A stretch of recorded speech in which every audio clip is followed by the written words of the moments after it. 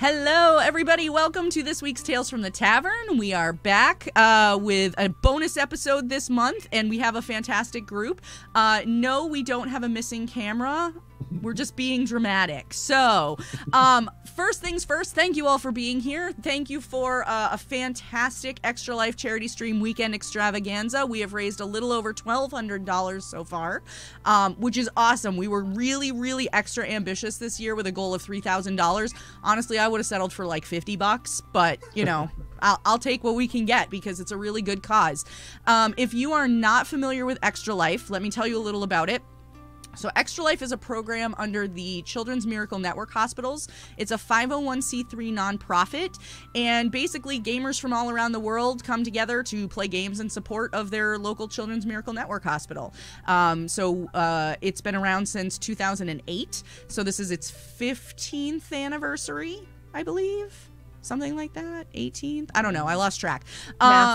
Anyway, it's been a lot of years. And since then, they've raised over $70 million for sick and injured kids. And so all of the money that is raised goes directly to Children's Miracle Network's hospitals, and it goes to them as unrestricted funds. So basically that means that the hospital gets to decide how and where to spend that money. So it it has the biggest bang for your buck, essentially. It could go towards funding research and training. It could go to purchasing equipment. It can also go to help pay for uncompensated care. The hospitals treat every patient that comes in regardless of their ability to pay. And so oftentimes these funds can be used to cover the cost of the care for some of these kiddos that are coming in. So that is what we are raising money for. I am very excited that we have done as well as we have, so thank you all very much. Now, I would like to go around and let everybody have a chance to introduce themselves, tell us a little about who they are and what they're working on, and then we're going to dive right in. I'll tell you a little about how the stream works, and we'll go from there. So, Youngles, aka Jenn, we're going to start with you. Okay. Tell us what's going on. Hi. Jenn/Youngles. I am somewhere on the internet depending on the day and which ones are broken and which ones are working. So I guess you can find me at Jenn Kiki some places, Youngles and others. And I'm in a couple cool things. I've got ETA One by Night, which just won 3 awards and is up for a couple more potentially, perhaps. And so that's really exciting. And then I'm also going to be in a campaign of Emerald Templars that starts tonight, but I'm here, not there. So I'll be there next week. And yeah, I know that's all I got. Oh, okay. Hi. I don't know who's next, but we're gonna go next down to David Tilstra. Woo! Hello, everybody. David making his second appearance this weekend. Second appearance, and thank you for having me on the first the charity stream that we did. Yeah, earlier. You know the thing we did with the thing. That one thing, yeah. Hello, everybody. My name is David Tilstra. I am the Dungeon Master for From Afar podcast. I am a voice actor. You can find me at David Tilstra. You can find what I do at From Afar podcast. If you like not following the rules of D&D, you should check us out because I don't know any of the rules and I run this damn thing. So, but yeah, just super excited to be here with this super amazing cast. We were talking earlier. I think Candace, Kay, Jenn, and I. This is the first time since Waterdeep Tales that we've all had a chance to chat with each other, and that was such a good time. But yeah, super excited to be here. Luna, you're doing amazing stuff with the charity, and thumbs up all around. You're doing amazing stuff too, David. Thank you so much for coming on and hanging out tonight. I'm excited to have you. Their Royal Highness Candace the Magnificent the Third, or the Sixth, depending on who you ask. Tell us about yourself. Hi. That's me. My name is Candace. My pronouns are they, she. I am a writer, VO actor, a streamer, a TTRPG player, and GM, and I do a bunch of stuff on the internet. You can find me at that Candace girl on Twitter, at Candace Marie on Blue Sky, and at Candace Magnificent everywhere else. Super excited to be here. Awesome. I'm excited to have you. We were just saying before the stream started that we haven't talked since like PAX Unplugged. So yeah, it's been forever. It has been a very long time. And so I'm excited to have you on and to get to hang out. Kay, one of my favorite humans on the planet. Tell Hi, us y'all. about yourself. I am Kate Purcell. I have been many years as a community manager by trade, but now I'm a comms manager in video games. I work for the Avalanche Studios that makes Just Cause, not the one that makes the other Wizarding game, because heck turfs. I do all sorts of TTRPG stuff in all of my free time, and you can find me most times at Chaotic Wholesome Presents, where myself and my co-GM do all sorts of actual plays charity games, which I've had, I think, everyone except B. Dave and Luna on one of our charity games, but I've been in Luna's charity games, so you can find me all over, from the Emergency Bar podcast to the Initiative Order to I'm in a Magical Girl TTRPG right now. I'm all over. Yeah, it's really ridiculous. I think my eyebrows are still overly thick from the one earlier today, but I'm so excited to be here, and I obviously have my love of Extra Life. So thank you everyone who's been part of it and donated and doing good things for an awesome cause. And I'm done now. Amazing. I am super excited to have you here, and I am very excited about having all of our guests here. So without further ado, I would like to welcome back for the second time helping out with our Extra Life event, Mr. B. Dave Walters, who is making a dramatic entrance. It is I, B. Dave Walters, yes, because if you can't be extra and dramatic, then what's the point? A couple things before I get to it. I would submit that Candace is neither Candace the Third nor the Sixth, but Candace the First. First. I'm just saying. Think about First it. Candace the Magnificent, first of their name. Right. Yeah, First indeed. of them. Long may they reign. It is I, B. Dave Walters. What don't I do? Y'all know. And I'm B. Dave Walters on every social platform everywhere. So I'm easy to locate. And I just want to say one thing about Extra Life and the fact that we have what seems like a big donation goal to meet. You know, a lot of times I've been blessed to participate in a lot of charity things, and oftentimes you might see these big numbers flying around, and it can be a little intimidating, because there's been plenty of times in my life that I didn't have an extra $5 to donate to something. But I just want to underline the fact that literally every dollar counts. Mm-hmm. Every dollar, bits. Are you taking bits? Not everybody takes bits. Are we taking bits? We're not taking bits. No, we're then cash only, but it all matters. But what I will say is, if you go through the Extra Life donation, we have perks starting as low as $1. So, seriously, every dollar counts. What's gonna make a difference in a child's life and in a family's life during what is quite frankly one of, if not the darkest periods you can possibly imagine. So thank you all for your help. Thank you, Luna, for everything you've done, for the difference you've already made. Now on with our show. Yes. Woo. All right. So all kinds of fun stuff going on tonight. I already see questions flying in from chat, so that's very exciting. We'll get to those in just a minute. If you have not been part of the chat for one of these streams before, let me tell you about how it works. So the way that our stream works is all of the questions that we talk about come from things that you in chat ask us. So the better your questions, the better the conversation, the more fun we're all going to have. So feel free to drop those questions in chat. We have a new moderator with us tonight, which is exciting. Jason Shadowmane in chat is helping moderate for the first time. So if you could start your questions with like question or Q for all or something like that to help pinpoint them in chat, that would be fantastic. Second thing is we have a giveaway going on tonight. Actually, we have two. We're going to draw one in the beginning and one in the middle of the stream, and we'll draw one at the end of the stream. So the first thing that we are giving away is I have an autographed copy of 10 Candles. Whoa! Complete, signed by the author. It says "Stay in the Light," Stephen Dewey. And I have a dice catapult kit from Elderwood Academy. So if you would like to enter to win that, I am opening that giveaway now. ! Enter. You do not have to make a donation to enter for the giveaway. Just being here is enough for us. So feel free to hit ! Enter, and you will be entered to win. We'll draw that after the break. I think that's it. I think that's all the things that I needed to go over. But really thank you all, chat. I see you all. I see you all there, and this is awesome. I'm so happy to have you here. So we're gonna start off with our first question. The first question is: if you could change a letter in a spell to be something funny, what would you change? Like Fireball to Direball to summon 1d8 dire badgers. So what would you do? Feel free to chime in.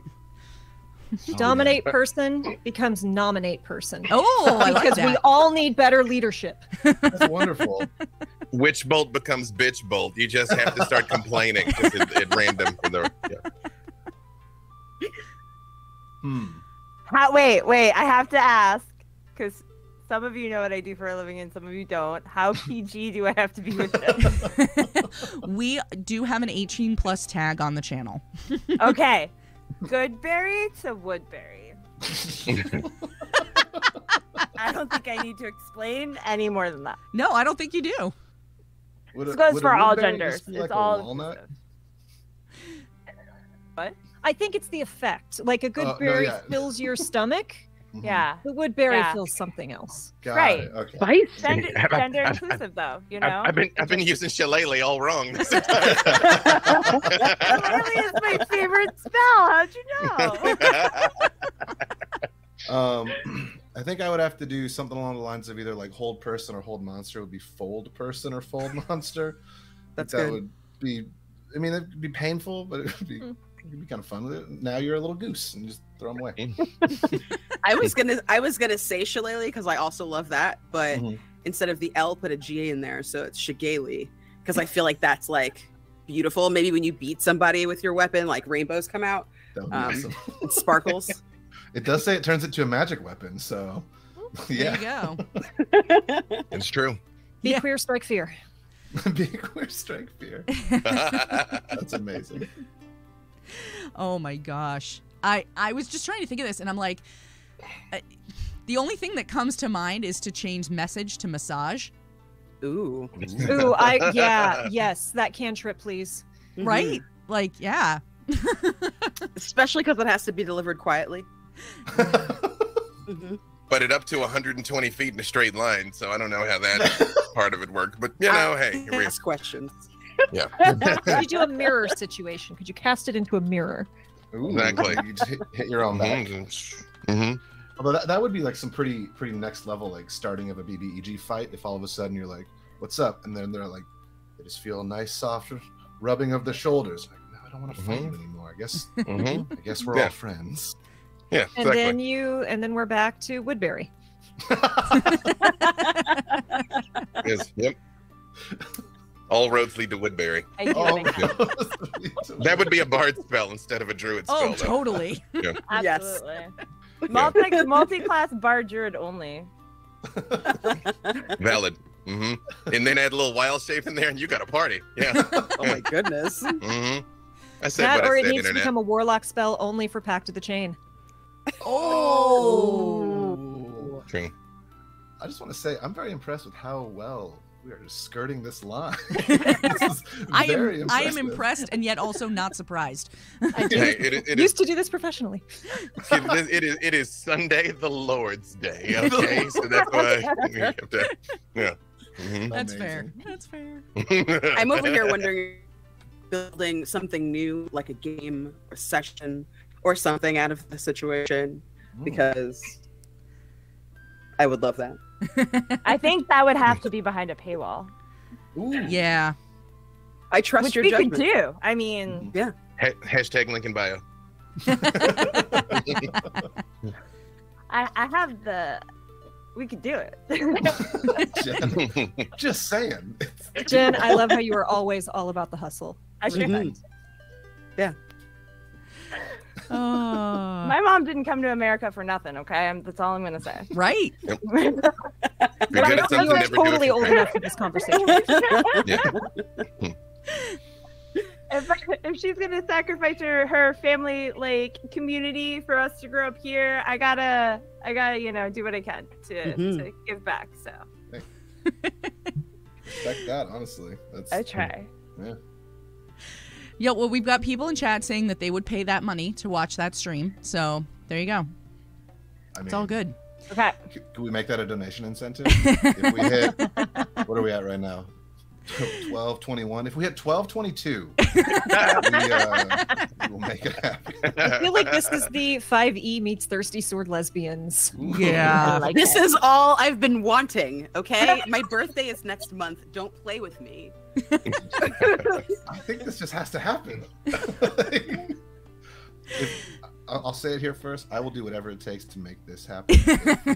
if we hit 12:22. Everything has its price. Everything has a price. Yep. $1. Okay. All right. Tilstra's price $1.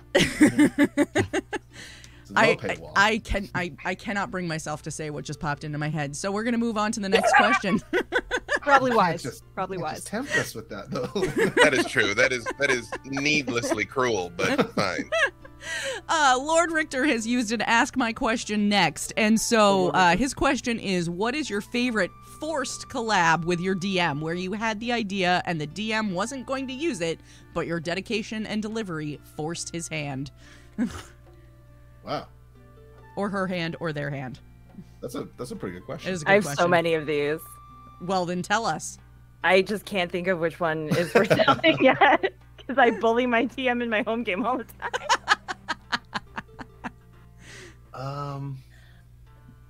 In the Emergency Power podcast, Nice. I play a Solarian, which is a paladin, only more Jedi. And you can get pretty swole, pretty resistant, pretty buff pretty quickly in Starfinder. And one of the things you can just take is resistances to certain kinds of damage. And my character, because they're melee class, has resistance to bludgeoning.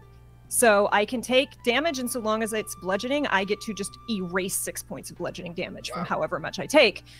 And my GM knows this. And I didn't intend it as a taunt, but it was a very...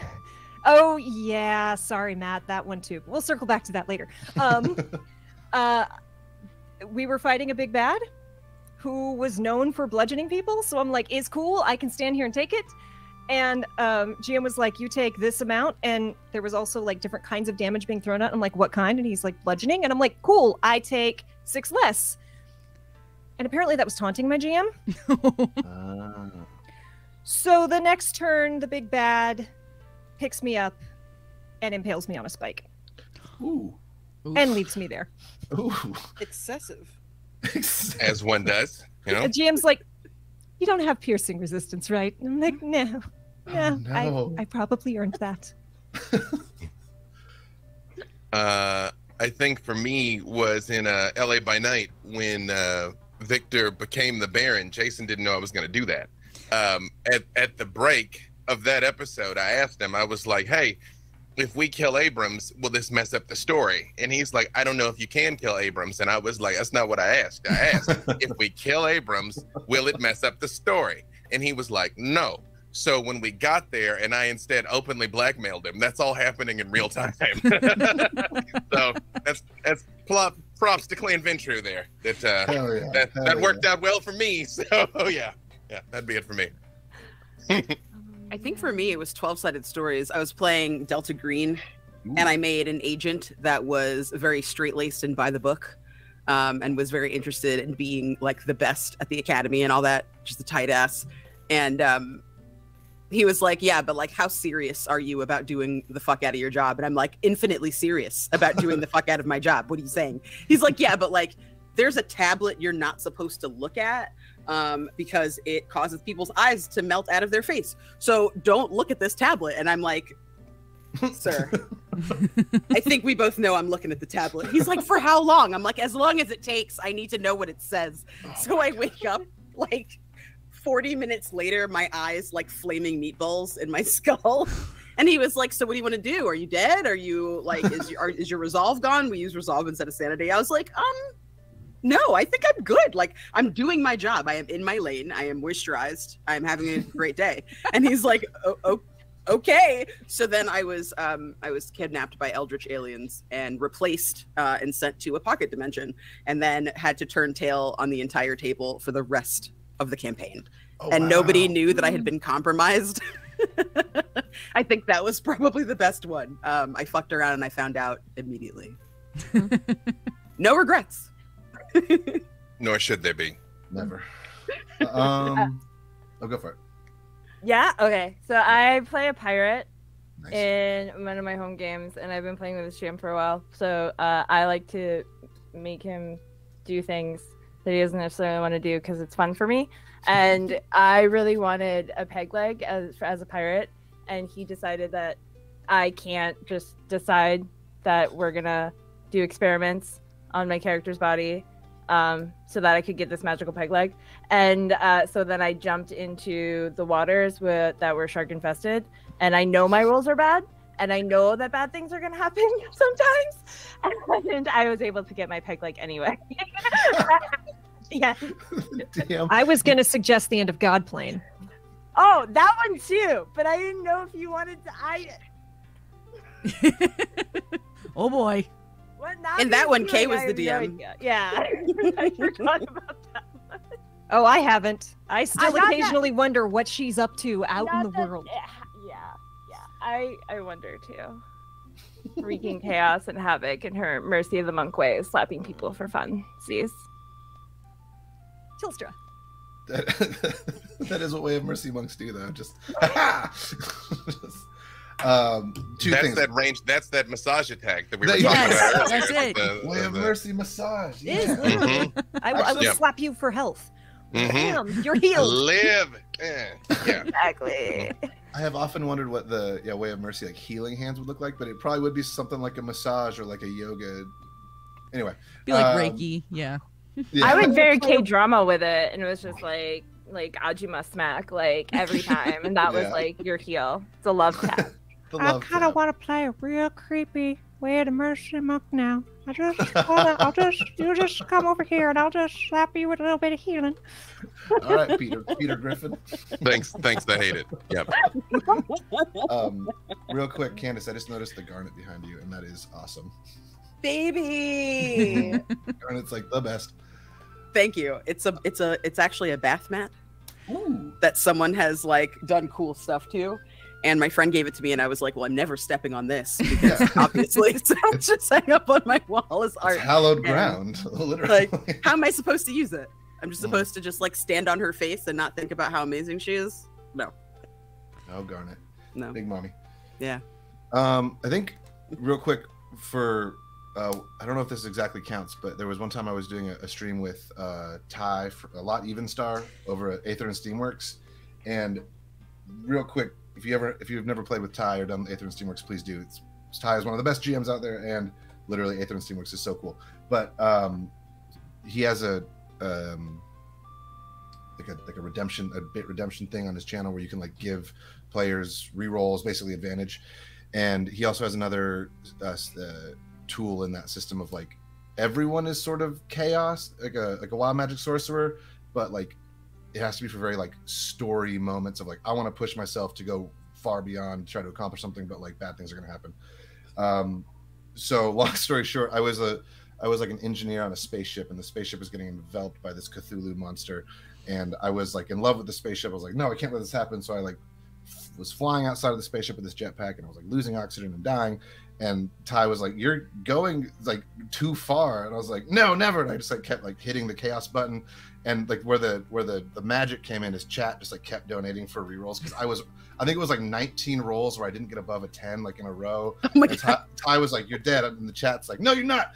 Ty was like, "You're dead again." Chat's like, "No, you're not," and we eventually saved the ship, but that was a really fun one. Was that the Station 119 one shot? Yes. Yeah. Yes, it's so good. It's such a good one. When I played that one with him another time, there was a character in the game. It was basically like a robot type, character. His name was Isaac, and he was a very matter of fact, like, because he's essentially like a warforged robot type guy, and he says to somebody, "Your intelligence is compromised. Just step aside." And I was like, that's the best thing I've ever heard. That is a good. Yeah. Get the fuck out of my way. Pretty much. What did you do in the Cookie Caper, Tilstra, when you threw a spear at a character so they would throw it back so that you could deflect missiles as a monk because you never got to? It's like the coolest ability monks have, but like so good. DMs are always like, "I'm never gonna shoot at you because you can Never? catch it." Yeah, like it makes sense, but also I think I was like, "Okay, can I please just deflect my own missile?" I was like, I will throw all the miss, especially Yeah. for charity. Mhm. That was a really fun one, which Yes. everyone should go vote. I was gonna say Menacing now Misfits that wants one to was know up for if you did pass the roll eventually.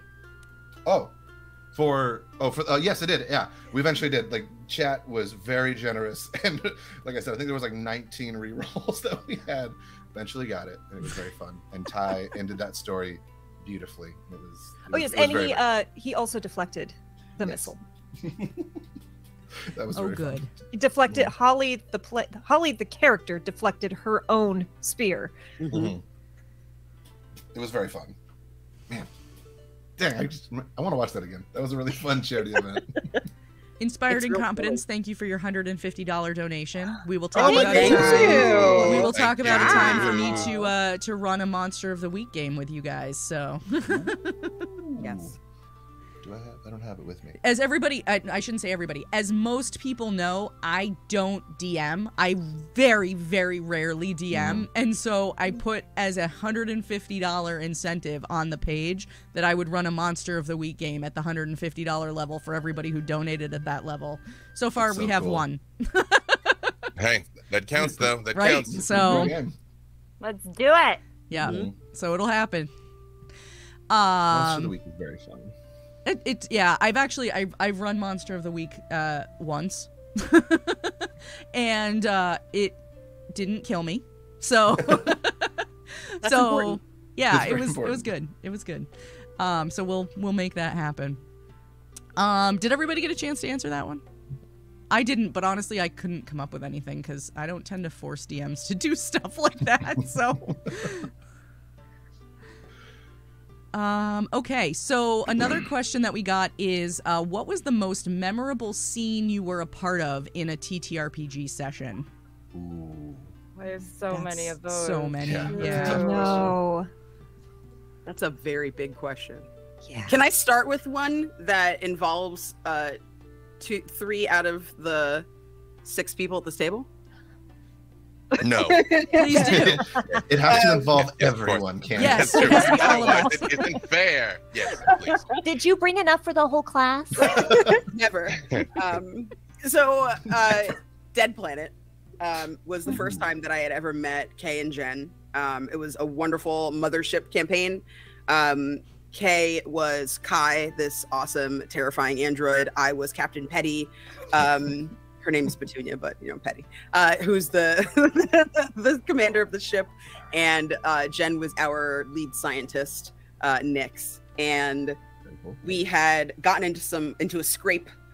There was some battling going on, and Captain Petty was trying to save the crew of this ship, and ended up getting some really fucked up damage to their brains. And they were my character was like, "I'm fine. It's cool. It's no big deal." And Nyx was like, "You're bleeding out. You are not fine.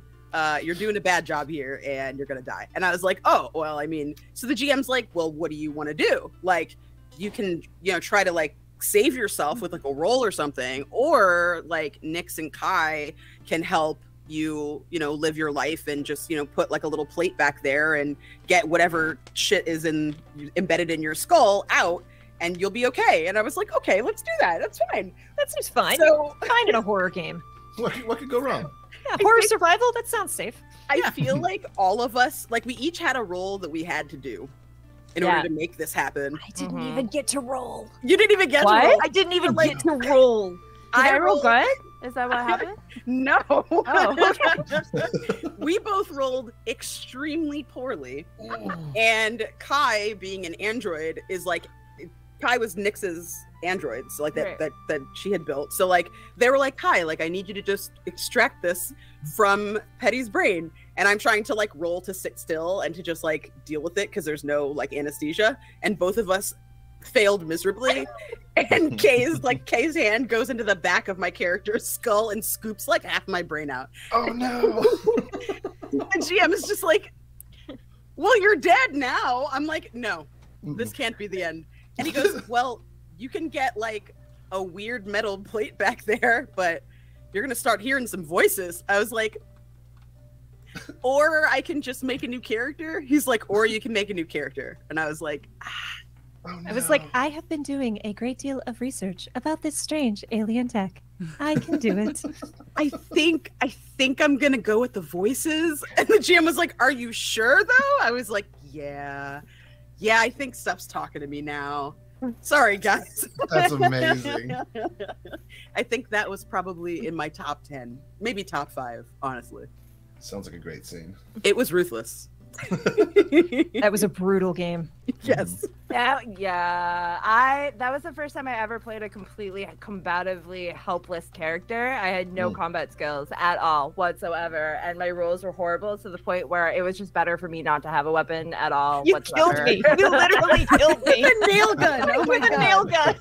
I jumped to save you, and you killed me. It was amazing. What system was that? Mothership. Mothership is so Mothership, good. okay. I was just talking with somebody about that system earlier today.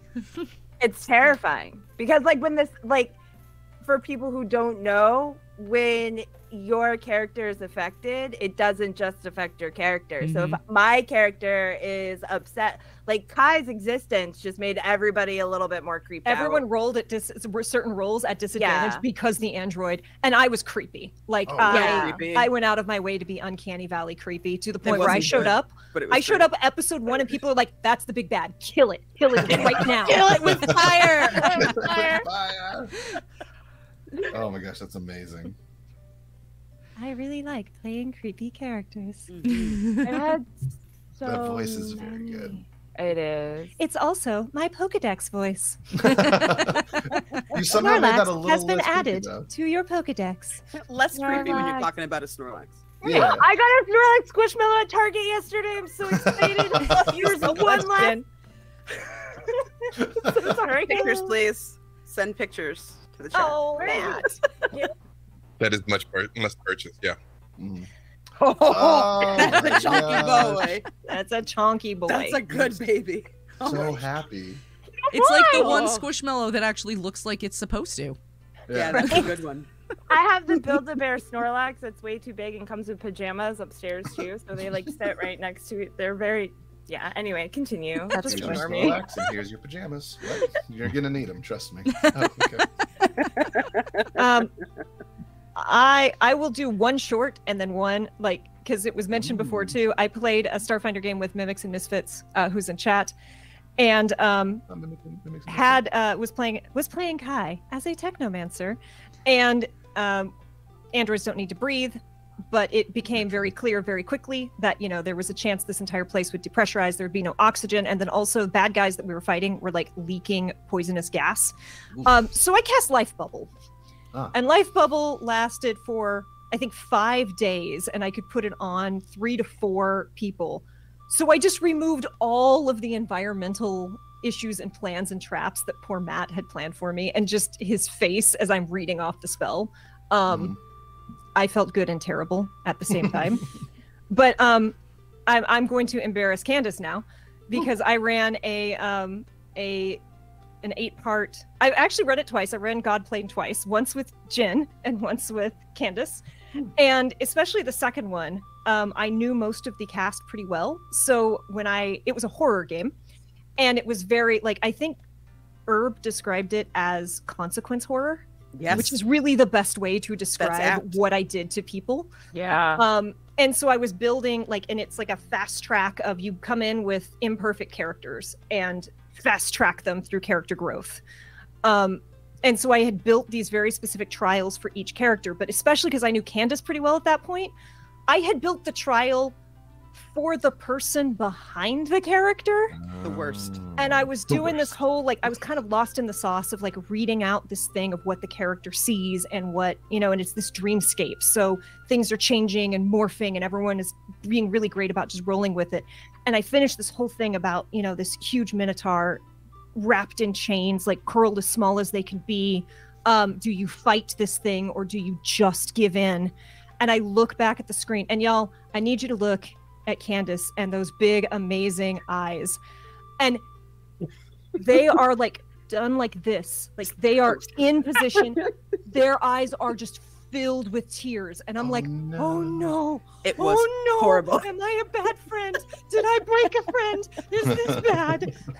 But Candace is just such a performer, they were just lost in it and doing it. And I'm like, okay, we're okay. But I had a moment of terror of I need to stop the stream. I hurt my friend.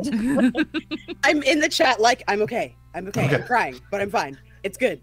I'm hurting in a good way. It's really bad, but also it's I'm good. hurting It's in a fine. good way.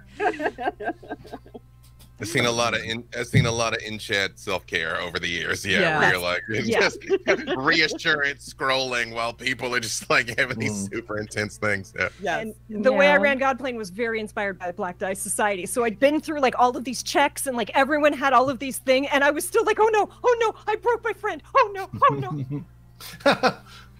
To which I would say, good. I like this actually. Yes, that is Candace's quote. Yeah. I have two, but don't let me interrupt, Kate, 'cause I think you said you had two. No, my first one was breaking everything Matt did with Life Bubble. Perfect. I'll give you one as a player and one as a dungeon master. The dungeon master one is when I was running D&D for the cast of Stranger Things for Netflix Geeked.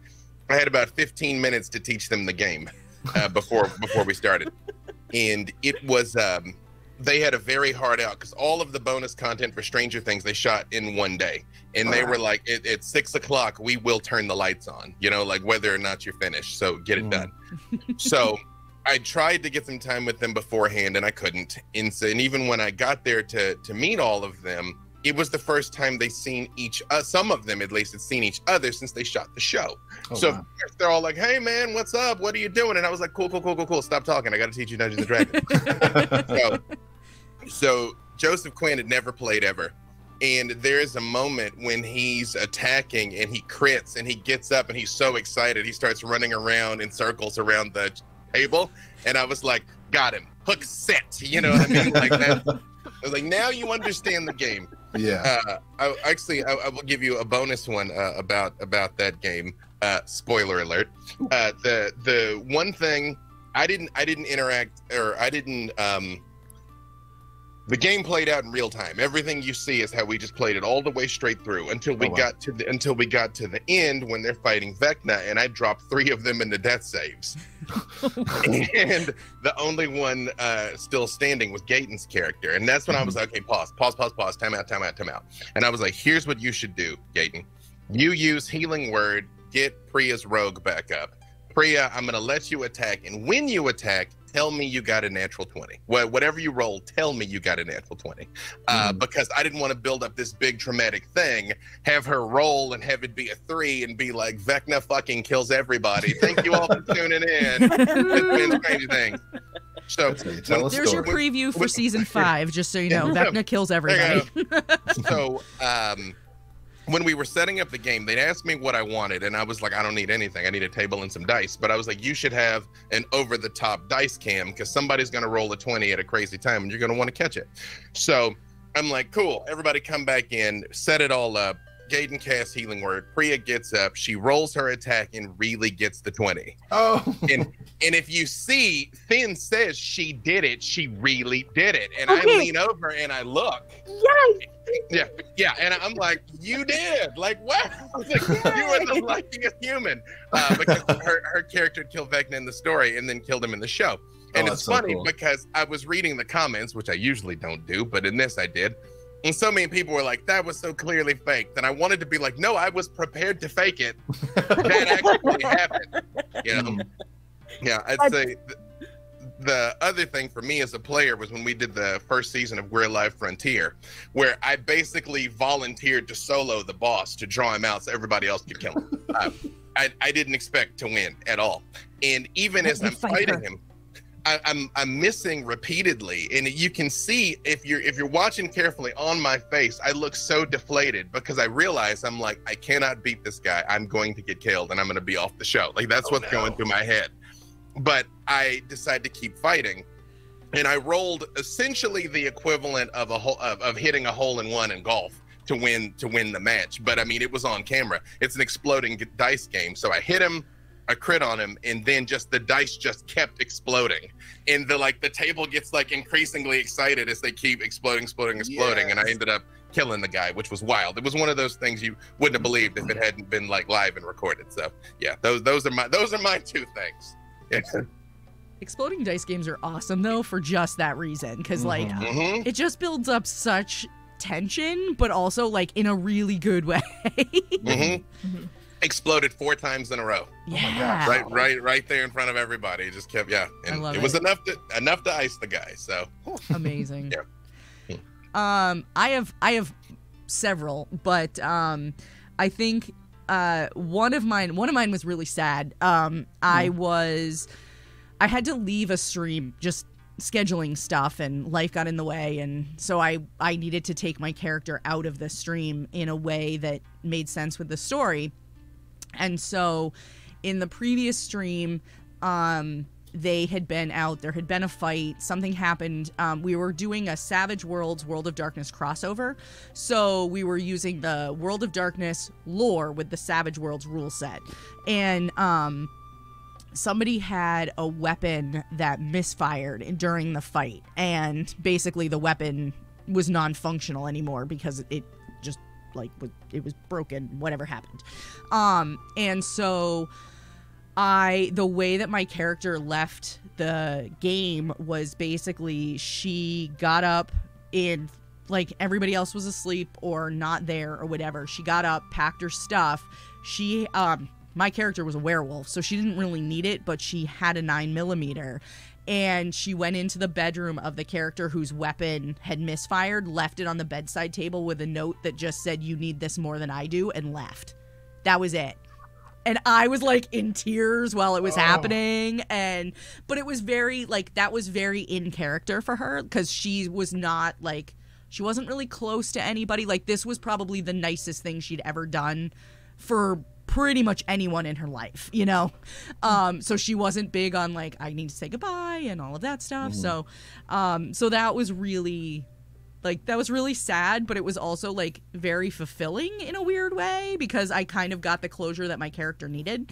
And then there was the time that I was involved in a fight where the enemy rolled a natural 1, and the DM was using a fumble table, and he ended up punching himself in the groin and stunning himself for multiple rounds.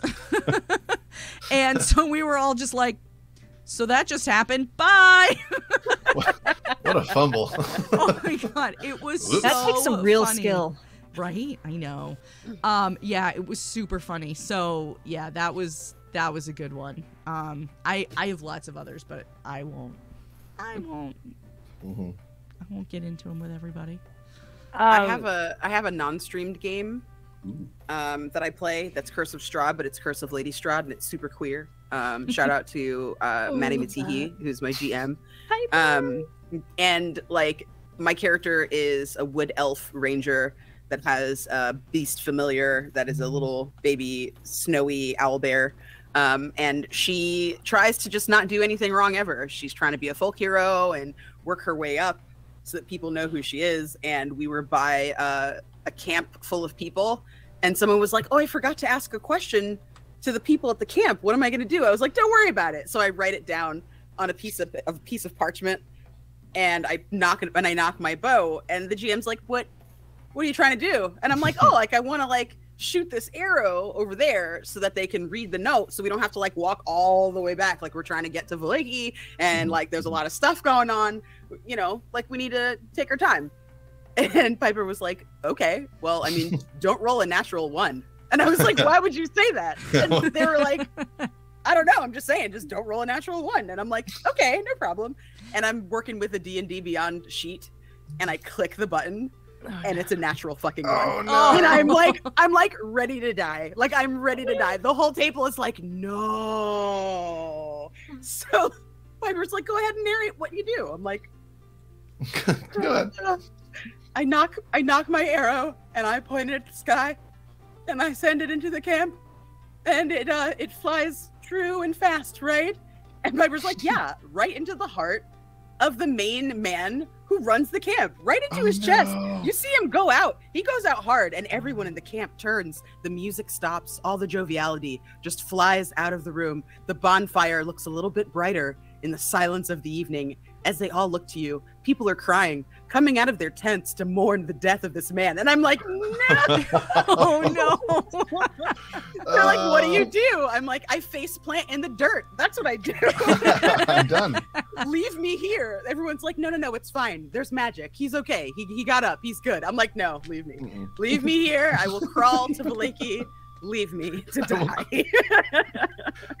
I am dead from embarrassment. Just please pan away. Pan away.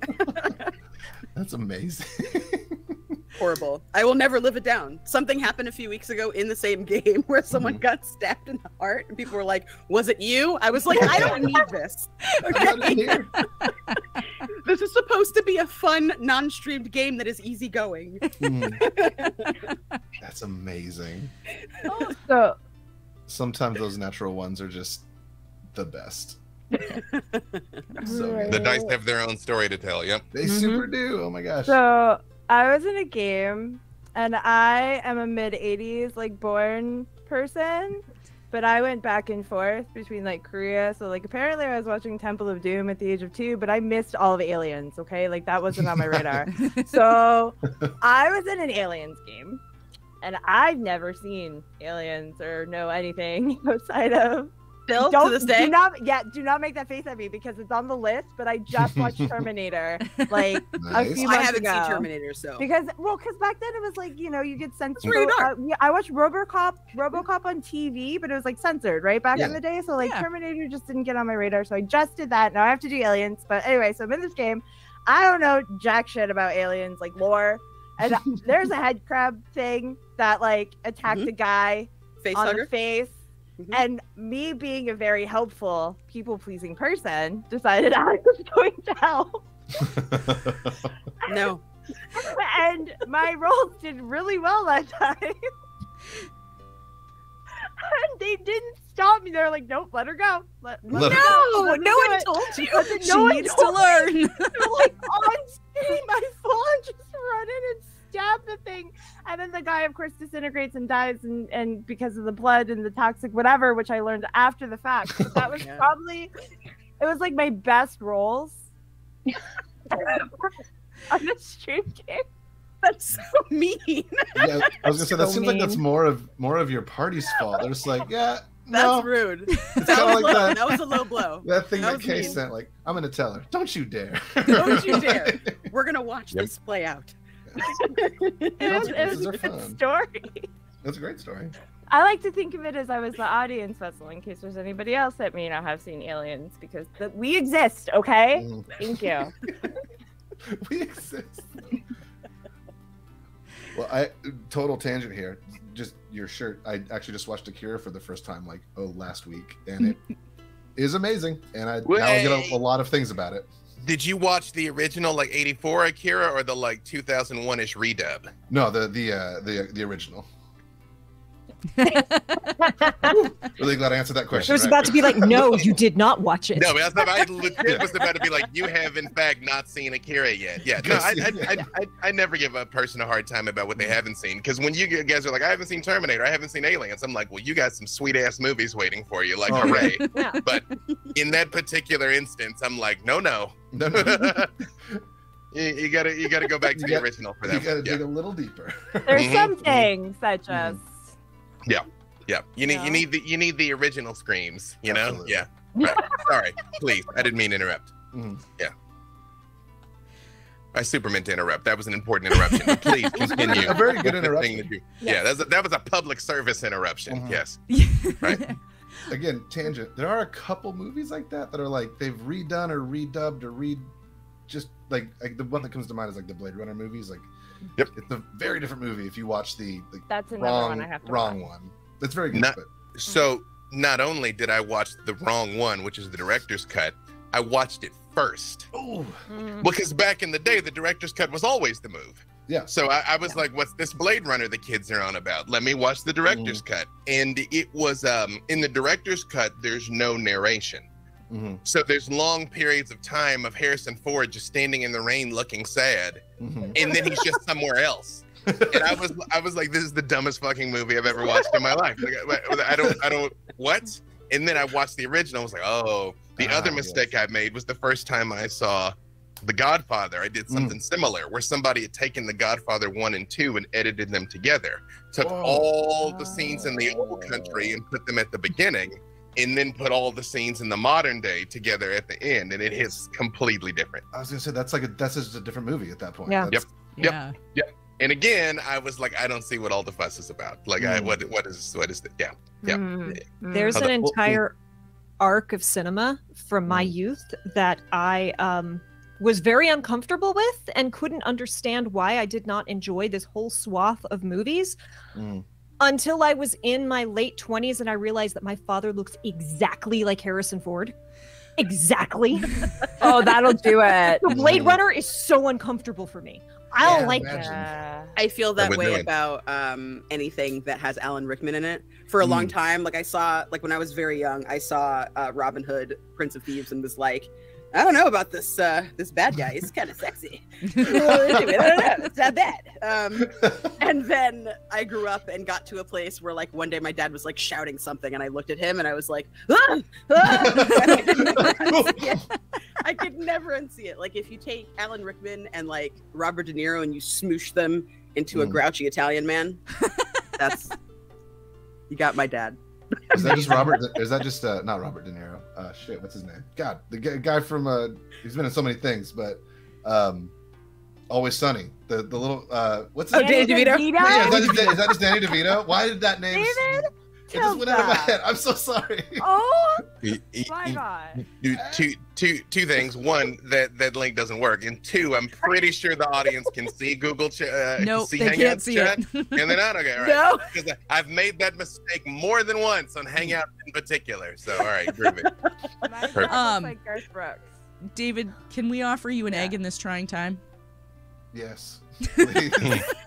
Sometimes, like, I already have I have a colander for a mind, so stuff just goes in and goes out. But especially on streams, sometimes I'll like go back and watch VODs or something and be like, "What? Who is this person talking? What are they saying?" I don't remember saying any of this right now. So, yeah, my bad. Oh, that's funny. There was sorry, again, tangent. That is Alan Rickman, De Niro fusion. That is true. That is. No, that's the Harrison Ford.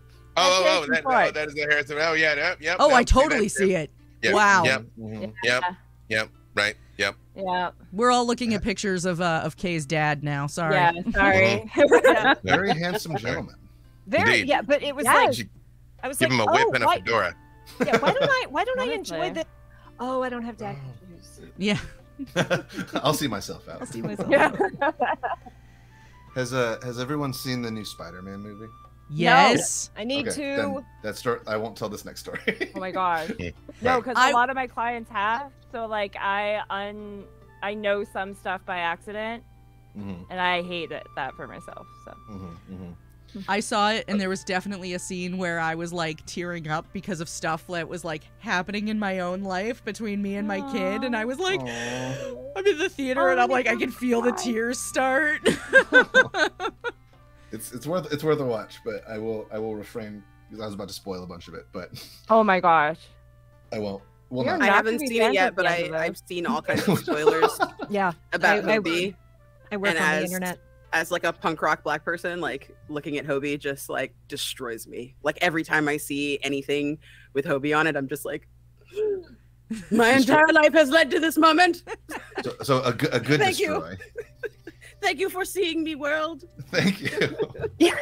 What was the original? I think we Mohawk lost was the not original for question. Yeah. Yeah. What was It was is funny actually because long that just came gone, up in Jim. chat. They were like, "What was the question that happened before the Yeah. tangents?" We were It talking. was the most memorable moments. Yeah. We were talking about the most memorable moment in a TTRPG. I don't know how we got there, but welcome to D&D. David is how we got there.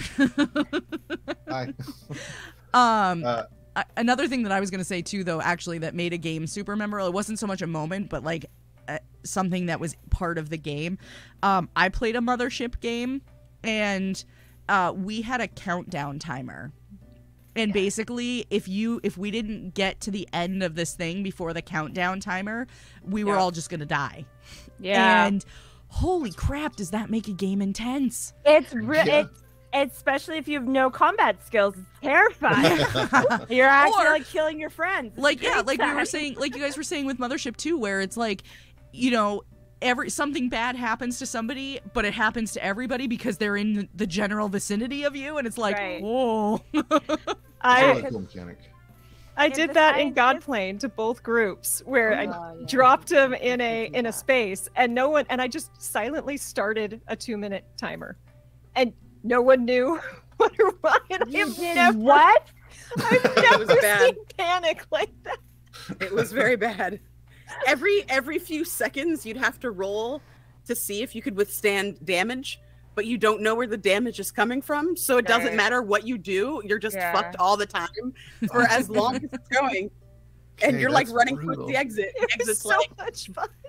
Godplane Yeah. was like, so I'm so glad we're much better friends now, and I wasn't in the second rendition and I was in the first rendition when we just started becoming friends, because I'm terrified of what you would have done to me in the second rendition if you knew me better. Yeah, instead you brutal. just got to live forever in the I end just of my get to world, live- just yeah. doing. Whatever I don't. want. I don't trust your character. Oh, goodness. We got a couple more donations. Thank you so Oh, much, nice. Michael and Rex. Appreciate you. Oh, Rex, thank Almost you. at that you. halfway point. That's Super awesome. appreciate Hey. you. Yes, we are at $1,426 raised, so appreciate you. If you haven't had a chance to enter the giveaway, !enter. Oh God, chat. Dare I mention the rubber gloves? That was hilarious. We are Why giving does away everyone keep an calling me a autographed menace? copy of 10 candles and a dice catapult kit. If you don't have one of these, They're this very is what cool. they look like when you put them together. You can fire D20s or mini marshmallows at people. Mini marshmallows are great. I used to fire them at my old DM. It was a good time. Is that how that got started? Because in your chat, like years ago, there was like a great marshmallow battle Yes. going on. Yes, that's how it got That's so started. cool. Yep, that's what did it. Yeah.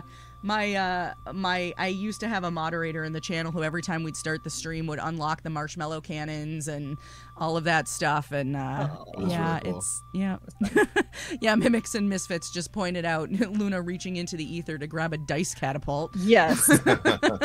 No, I just keep it in the fireplace behind me. See, it's right there. All right. Just a pocket dimension. Yeah, I have a pocket dimension over there. It's okay. And yeah, so we're gonna actually head to a quick break. When we come back, we're gonna have an Ask My Question next that we'll start off with about favorite bad sci-fi or fantasy movies from the 70s and 80s. So we'll talk about that when we return. False. There are no Um, bad sci-fi movies from the That's what I was 70s gonna and ask 80s. for clarification. Yeah. So I find the make question sure. ridiculous. Yeah.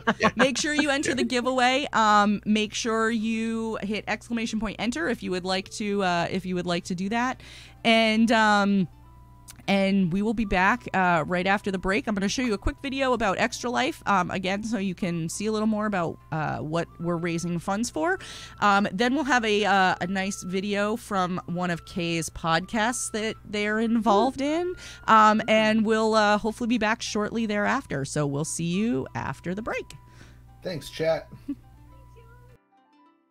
So my why to help kids' health at KU Pediatrics is because of my cousin Teague.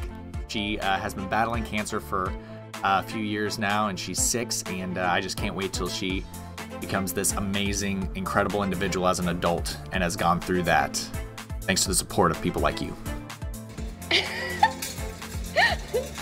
What are you doing? Cleaning my glasses. Mom, go get my toy. What's that going on the block in the hallway? Got your shades on. He even has like a big sleeve in his hair. I know. He doesn't. You are so freaking silly, dude.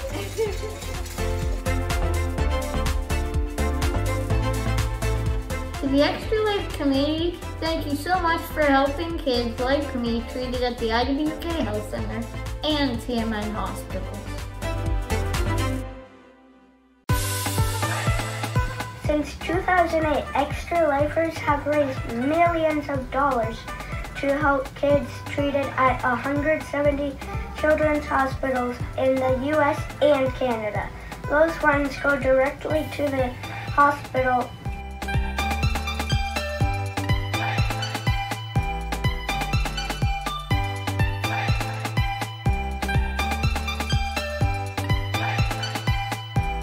This is my 7th year, so about 7 years ago, he was like, "Oh, you should do this. The good cause, play games for 24 hours," and that's pretty much like the first time I ever streamed my entire life, and I was only doing it for Extra Life. But also, like, I've gone to Seattle Children's Hospital when I was in high school.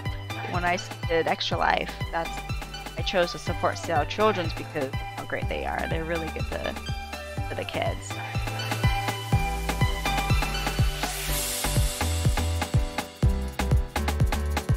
Let's raise a lot of money for Blair Batson!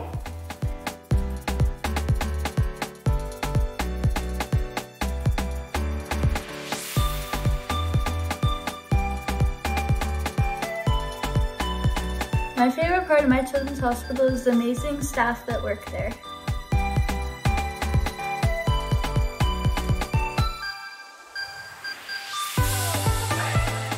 To change kids' health means to fundraise by playing video games or tabletop games for these kids that are like not having the best time of their lives right now. They're having to fight scary diseases, scary illnesses, some of them more rare than others, and we just do everything we can to help fundraise.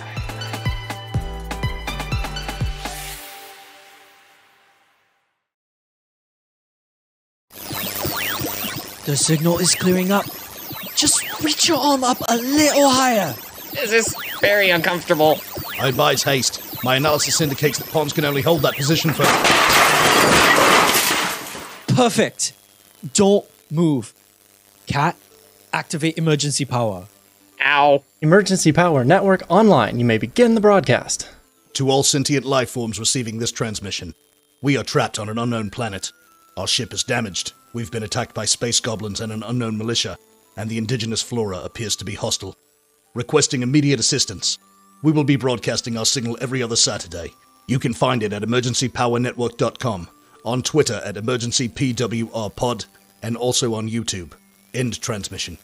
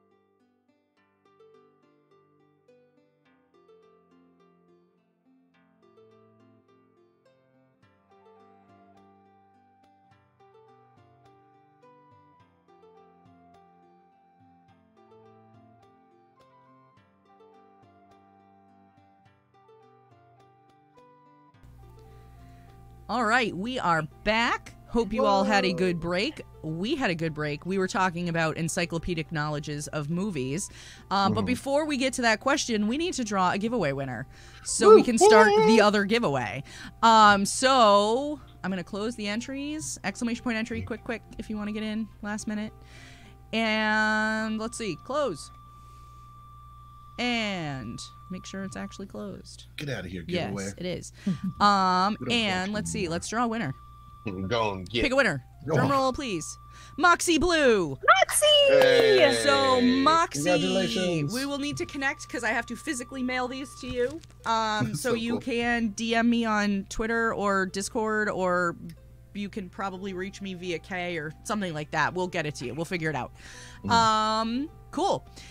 The next giveaway that we have is a $50 gift certificate to Drive Through RPG. Ooh. Very fancy. Yeah. So I need to actually complete that giveaway because that one's done. And let's start this one. Again, exclamation point enter to be entered to win a $50 gift card to Drive Through RPG, donated by my good friend Brent, aka Dork Lord Canada. So if you know Brent, say thank you to him. Incredible. I know. You said Very awesome. Dork Lord Canada? Dork Lord Canada. That might be the best name I've ever heard, actually. Excellent human being. Good name. He is one Human of our being emotional as support high quality Canadians. as the screen name. Yeah, he is one of our emotional support Canadian friends. Aww. So yeah, great. So exclamation point enter to be entered to win, and we will draw the winner of that at the end of the night. And so let's dive back into that question that we were going to talk about, the one that we very quickly discussed before the break. What is your favorite bad sci-fi or fantasy movie from the 70s and 80s? So this is loaded because, like, who is it bad to? Yeah. I reiterate, none of them were bad. And by the same token, all of them were bad. True. Yeah. Candace, you raised a hand. It's Go Krull ahead. for me. Krull is not bad. I will not hear that it is bad because it is not. But I recognize that it also isn't as fancy as maybe some other things. Okay. I just typed just into the Googles what, bad 80s sci-fi movies. And the first one is They Live. And I am incandescent with rage that you would call They Live a bad movie. Like, it's complicated. How dare! It's a complicated movie. Rowdy Roddy Piper is here to kick ass and chew bubble Doing gum, his and best he's all work. out of bubble gum. Come on. People say that all the time. Yeah, man. So, I guess They Live. If by the, I was gonna say Ice Pirates because I remember the space movie, but it's gotta be They Live. Yeah. Lord Richter was just telling me to watch Ice Pirates, and I looked it up, and that looks wild. It looks so good. I have no idea how it's aged. None. It just know when you're watching it and you're like, what the hell is this? That was the reaction at the time. Yeah. Okay, I'm sorry. but- It's not Zardoz. Like, that's not the Zardoz. #1 bad science. Like, that's not the one. I mean, Flash Gordon is also up there. Man. I'm It's gonna this- throw out this- Howard the Duck. Howard the Duck? Yeah. This list right here is Saturn III, They Live, Buckaroo Banzai, Escape from New York, again, how dare, Galaxy of Terror, Flash Gordon, Galaxina, Killer Clowns from Outer Space, Yep. Terror Vision, and Heartbeeps. Yeah. Yeah, Has anyone Buckaroo ever- Banzai, that's also, yeah. Agreed. I'm gonna throw this out only because it was so freaking traumatizing at the time. Was the My Little Pony cartoon movie where That's they not a let bad the movie, people Burn it. they let the people who they let people, the ponies were kidnapped and held in chains and being no. borderline tortured. Whoa. Oh no. I mean, But- you because- had to teach kids right from wrong.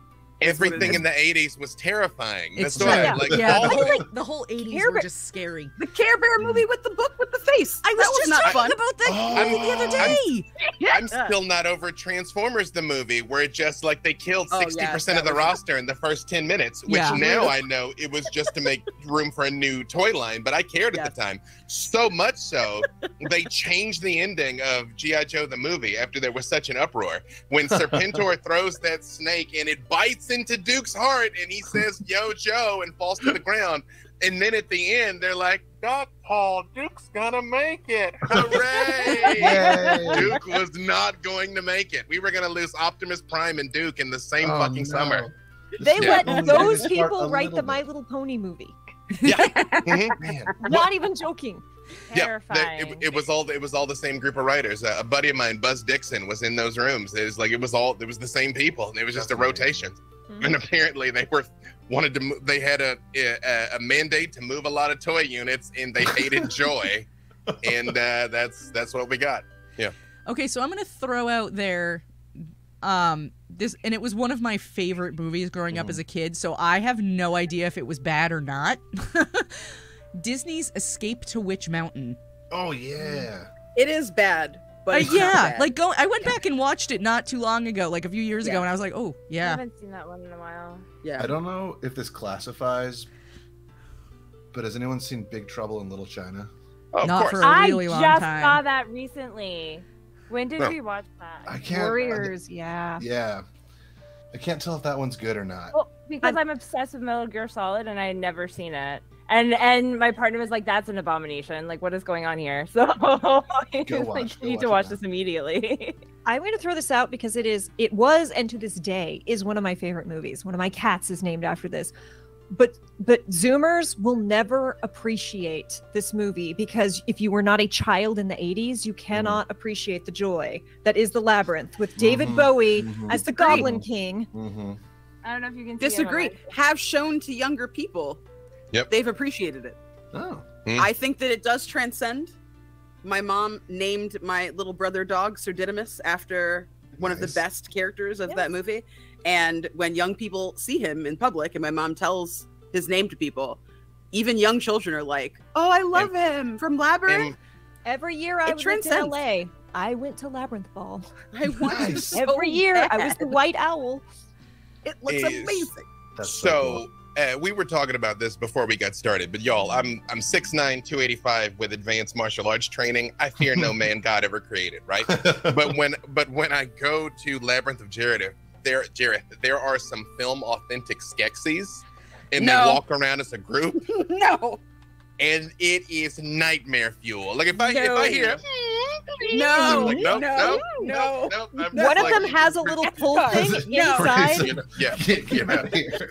One of them has a little pull thing inside, like under their cloak, so the feathers will go forward and then fold back. Absolutely not. Nope. I can't do it. I can't be around them. I'm like, I have stood right next to like two different authentic original Skeksis puppets, and I'm like, this is not okay. No. Nope. And those were still. Yep. My kids have not gotten into the Labyrinth yet. They're too obsessed with Star Wars still. They're like Bad Batch, Rebels, like they're all in that lore right now. Yeah. Let them stay there. Let them enjoy So things. like, this is where we like to be. We're good. They should enjoy it now because maybe they'll make cool Star Wars stuff when they're older, and then when we're all old people, we'll get like really good Star Wars stuff that was untainted by horrible fans on the internet. Yeah. I mean, you take things like Watership Down, the rabbits getting killed by the Threshers. Secret of Nymph. She just needed everybody to save her dying. Secret of Nymph. Are we doing bad equals traumatizing? Because that would be like everything in our library at that point. Yeah, right? Well, I mean, you gotta throw Land Before Time in there. Yeah, right. Everything Never-ending story. Never-ending story. But believe it or not, one that was recent, I guess this was just like 8-10 years ago, was Pixar The Good Dinosaur. Did any of y'all see that? Oh, yeah. The Good Dinosaur is fucking terrifying because what the movie is about is facing your fears. Yeah. But in order to face your fears, this poor little dinosaur just goes through the ringer for like 90 minutes. And we went to a screening at Disney, and I took my youngest, and she was like maybe 7 at the time, or my oldest rather. And she comes out, all the kids kind of come out like. The Good Dinosaur is the one with the green one, and Dinosaur is the one that's the one you're talking about. No, I mean the Good Dinosaur. I mean the Good Dinosaur. The half live action, half like animated. Like, yeah. And there was the dinosaur and the little cave boy. Dinosaur was also I'm thinking of Dinosaur because that was the first Yeah. time I ever saw someone warn you in like the little green screen at the beginning that tells you like the rating. It said peril. That's why it was PG, and I was like, "What does that mean?" And then I watched that movie, and the whole thing was peril. I wasn't sure if that's what you were saying or Good Dinosaur. It sounds like both of them are horrible. I'm gonna jump us forward, like a decade maybe, because the potentially worse, and I have only inflicted this movie on 2 people that I know and love. If you have not seen the live action made for TV Generation X movie, X-Men Generation X. Yep, seen it. It hurts. It's a painful one. I will never watch that. Is it worse than Life Day, though? Oh my God, the Star Wars. Star Wars Life Day movie. The Christmas special. The Christmas special. And it is equally weird. It like they have Jubilee at like 15, 16 stripping in front, like not like stripping like sexy, but like they make her undress to do a full body scan to join the X-Men. Why does Jubilee always get the Emma Frost has the worst Banshee's accent. It's so bad. It is hilariously painfully not good. No. Speaking of Life Day and really terrible movies, has anyone ever seen? Oh my God, there's a Ninja Turtles Christmas special, a musical Christmas special. Yes. Yeah. I'm so glad that during the coming out of their shells tour. Yeah. Yes. Like I remember watching that, which was a real thing, kids. By the way, this all happened. Yes, I had a poster in my room. I used to kiss Michelangelo goodnight until his face was worn away, and my mom had to throw it in the garbage. Oh, that's tragic. You would Shout be out a to Mikey your fan. commitment, That though. makes so much sense. Yeah. I was a Mikey fan, and I was a Donatello fan, and my dad bought me this guy. Hell yeah. This is the OG one. They redid this, and it's not as good. Yeah. Jen just sent me a picture the other day. I feel that way about all of Ninja Turtles, with one glowing exception. The movie that they did in 2012 actually wasn't so bad, but the Ninja Turtles Nickelodeon show, the one before last, it's like 3 ago now. Yeah. Like 2015 That was one, solid. had one of the greatest season finales in history, because the Triceratons, slight spoiler, but it's been a decade, we're past the statute of limitations. The Triceratons are attacking the Earth, and the Ninja Turtles and the Foot have to team up to save the world, and Splinter and Shredder are fighting side by side, and I'm like, my little kid brain, I mean, I was fucking 40, but my brain's going crazy. In that moment, you were your little kid brain still. Splinter Yes. are fighting side by side, and they get there and they have to deactivate the bomb that is going to destroy the world. And Splinter goes to deactivate the bomb, and he just stops and his eyes widen. And Shredder is behind him and has impaled him. No. And then the bomb goes off, and the Earth starts falling apart. And literally, even the Foot are like, "What are you doing?" And he was like, it was worth it for a Hamato Yoshi to die. Shredder's like, fuck all y'all. And it's like, and I was like, what is happening? No. And a spaceship lands. This is the hand of God. This is true. And a robot comes out of the spaceship and is like, I'm from the future. I'm here to help you stop this. And he takes the turtles back in time to stop this from happening. And the robot is David Tennant. Literally, the doctor shows up to help the turtles reset the fact that Shredder kills Splinter, and it's like, I'd rather die and let all of you die to get revenge. And I was like, he literally did I don't need to win. I just need Kylo to lose. Exactly. And I was like, that is just good storytelling right there. Yeah, man. Did anyone read the Turtle series where 3 of them had died and there's only one surviving brother? Raphael is the last one. Yep. They animated that too. They did a TV movie of that. In continuity with this same series. I was in a comic book store recently, and I saw just a cover art of the Last Ronin, and it's like just one turtle with like all the weapons, and I was like, excuse me? Yeah. Like my heart. I guess I'm getting back into comics now. Oops. Yeah. Yep. Yeah, There goes all my money. Shout out Man. to Sophie Campbell though, if y'all are reading Teenage Mutant Ninja Turtles. That's my homie. Oh hell yeah. Yeah, she went from being like a fan artist to like actually working for TMNT and has like canon so cool. characters that she has created. Like, awesome trans artist. Shout out. That is so cool. Fun fact, I live in the general vicinity of where Teenage Mutant Ninja Turtles got started. Ooh. New York City? Mm-mm. No. No. Oh. The actual comic. No. Like, Oh, I see. yeah. Oh my God, David. Eastman and Laird. Yep. Mm-hmm. No, I'm so sorry, Jen. David's like in a Yes, a sewer, sewer. in New York. Great. with some Sewer. people. Nerd. I am in a Rage. sewer right now. No. Right this second. You know, Jen's dying. I'm so sorry. canonically, the turtles were created in the same accident that gave Daredevil his powers. See? They were exposed to the same chemical. Really? Eastman and Laird drew it like that on purpose because the truck spills the chemicals on young Matt Murdock and blinds him, but goes down into the sewer and lands on the turtles, and that's what mutates them. That Yep, seems and a Splinter. little unfair. Like blind one person and then make sentient Right. life with just some other. Matt Murdock Yeah. is fine. Yeah. He's right. doing great. Yeah, true. Well, I mean, Yeah. the And, turtles well, that's have why- a different that's why- DNA makeup, so that makes sense. And that's why the foot in Daredevil's enemy is the hand. Ah. Oh, Mhm. Oh man, nerd explosion right now. Right? Out here dropping truth bombs on us. And so I was there when the old magic was written. Okay. Yeah. Do not cite the deep magic to you. Right? Mm-hmm. All right, let's see. I'm gonna move questions. On. I'm gonna move on to another question. Oh yeah, hey, enter the giveaway too! ! Enter. If you Do haven't it. yet. Let's see. Question from. Let's see. Where is it? What type of stories keep you playing? Ooh, Good ones. That's Good easy ones for keep me. me playing. Yeah, I can answer this really fast. I love a good found family. Mm. That is the story that keeps me playing, especially like being in a community of very like largely marginalized people. Like I recognize that like the D&D community and the TTRPG community at large is huge, right? And we're all in our bubbles respectively. But for me, I think like what attracts me the most to found family stories is that sometimes you're playing at a table with somebody who like is close to their family and talks to their mom and has no issues with anybody and things are great. And then sometimes you're playing with somebody who like can't go home.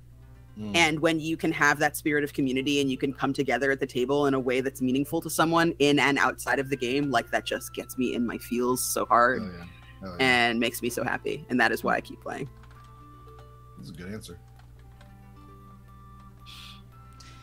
Well, now that the rest of us can't answer. My quick answer was going to be like all of them, but I mean the stories I tell, I tell high stakes.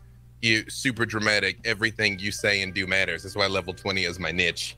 I mean, I've done grimy down in the mud block stories, but I like it when the fate of the world or many worlds hangs in the balance on what you do or don't do.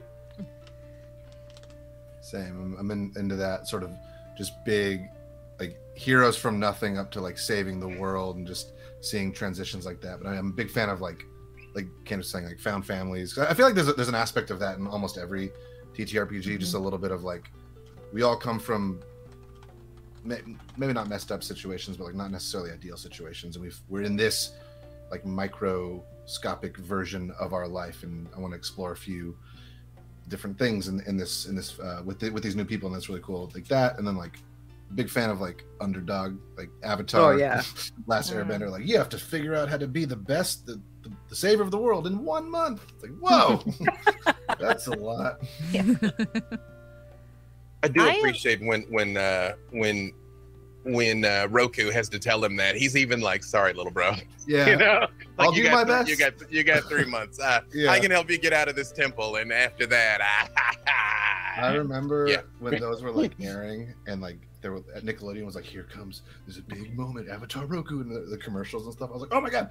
And then like when they dropped that bomb, they're like, oh yeah, this is the comet, and you got like 30 days. I was like, no, oh my god. Anyway, sorry. Yep, sorry. Not at all. I play TTRPGs and stories to like try to learn and to try to learn, not necessarily sometimes things about myself, but like to see things from different perspectives and to better empathize with positions I don't normally have. So, you know, for charities, I've been known for playing my Paladin of the Flying Spaghetti Monster, which was a very serious, like, she's not a joke. She takes all of this very, very seriously because it came out of the idea of the Heaven's Gate cult, because there's two people who lived to spread the message. Like that was their job to send out these tapes to anyone who wanted to learn more. And it was like, how do you create that devotion, but that sense of isolation? And the only way I could figure out to do that was to worship the one God that everyone knows isn't real. And so it was like, you know, how can I as a person better understand people who have this kind of devotion? Because I don't, right? And so every character, every story that I work on, it's trying to figure out the answer to a question. And sometimes I don't even really know the question I'm asking until I'm in the game, but I'm playing this character because there's something I'm trying to figure out. So I don't know that it's always the same reason, but yeah, found family is a big one. But I'm always looking for more information and how can I better know myself, know the world, and know others through this format. I love that curiosity. Yeah, that's great. I feel like that just also kind of goes hand in hand with, like, I feel like this question's been asked here a lot of times, like, do you put any of yourself in your characters you play? I feel like it's like, of course, like, because if anyone, like, to get those like real raw moments, like, you have to have a little bit of your experience or something you're trying to experience in these characters. I think that's really cool. Okay. I tell on myself so much, and half the time I won't know I'm telling on myself, and then I'm like, oh no, that's me. Damn it. I did it again. Dang. Even when you try to make a character that's opposite of you, it's like, wait, who put this mirror here? Damn it. I think for me, the stories that I like to tell, Itaewon by Night is actually a really good example of that, because I'm such a lore baby. I love lore. Like, I can only handle like watching 1 or 2 shows at a time, so I'm sorry to all my friends who like do all these amazing things all over the place, and I just do not have the time to catch up, because I want to know everything. I want to know like what color everybody was wearing or like whatever. And so like Itaewon by Night has been really special to all of us, because we've been able to take some of the lore that parallels some of my lived experience as a mixed Korean person and integrate that into what Itaewon by Night is all about, and tell, like, kind of to what David was saying, Wendy is all about being a love letter to my mom's generation, who were forced to leave because of really bad shit happening in the country at the time, and how they hold on to this ideology of what Korea was in the 80s as if it still represents what it is today.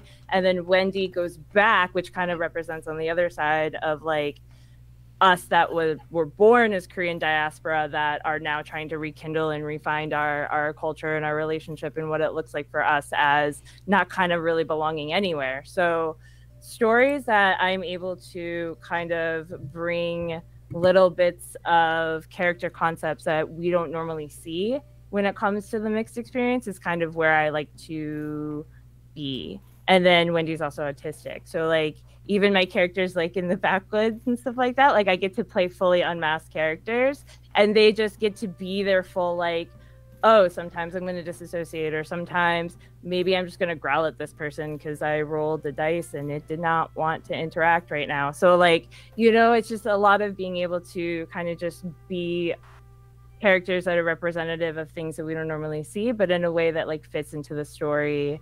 in a kind of like fun way. I don't know. Wendy, I always feel like I always end up playing like the comedic relief that just like breaks the tension that's happening by asking questions, because Wendy's very like non-socially observant, so there's a lot of drama happening between a couple of the characters, and I'll be like, oh, I wasn't supposed to tell the other person that was nobody told me I wasn't allowed to tell this person, like, I'm sorry. Nobody said I can't lick this skull. What are you talking about? Tuxedo Squirrel was the straight like, yeah, that's true. Tuxedo Squirrel is like the one exception.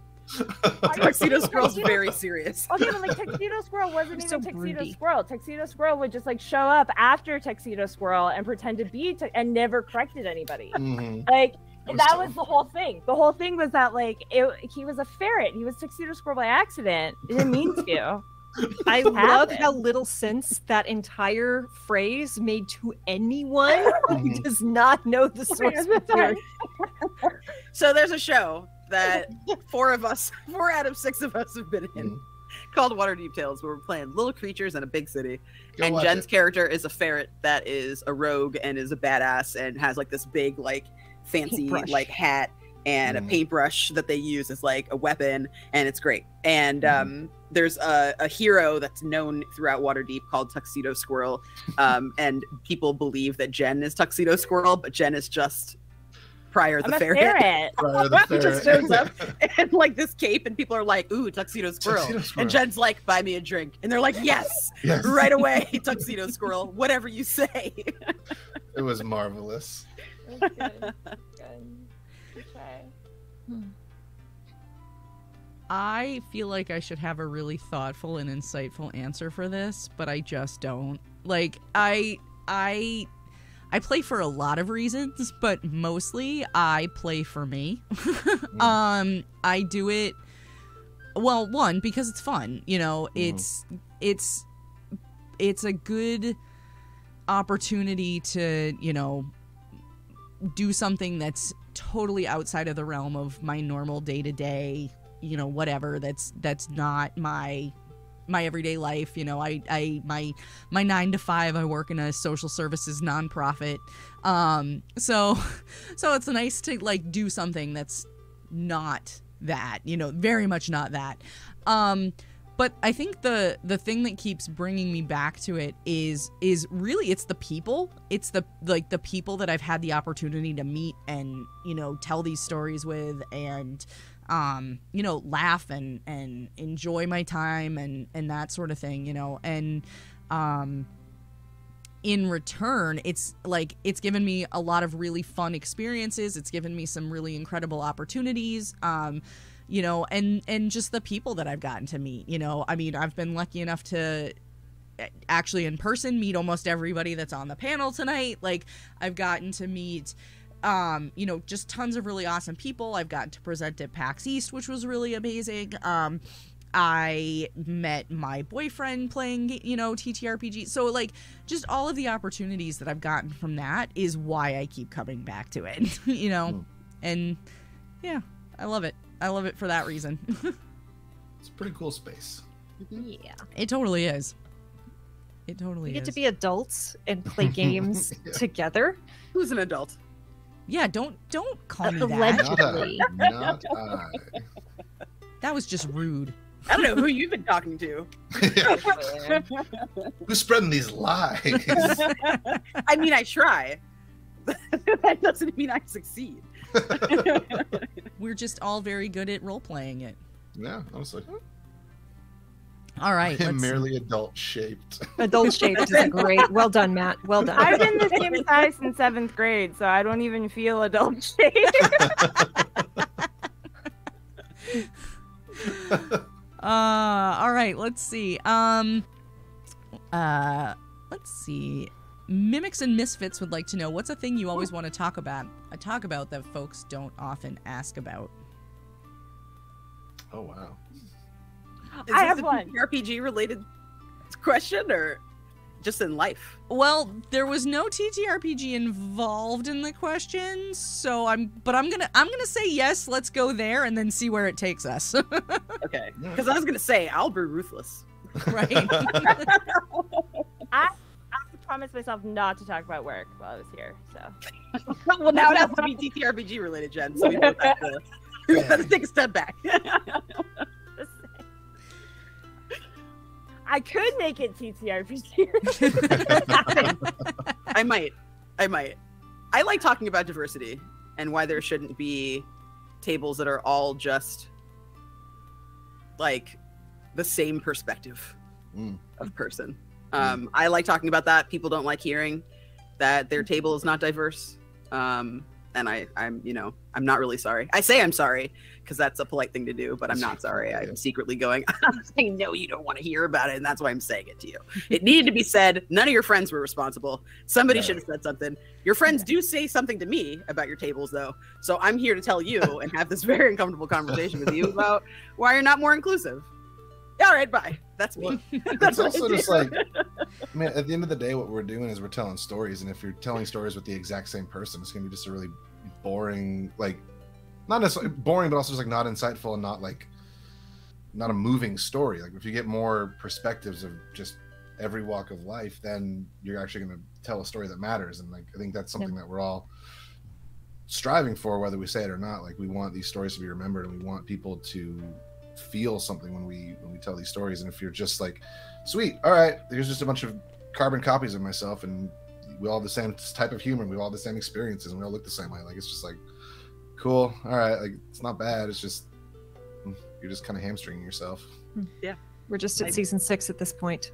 Yeah. We need I feel like it's one of those situations where it can be difficult to try, right? Like, especially if you're talking about like racial diversity, right? Like I've seen tables that are like, yeah, but like, all of us are disabled, or all of us are queer, or all of us are trans, right? But all of us are white.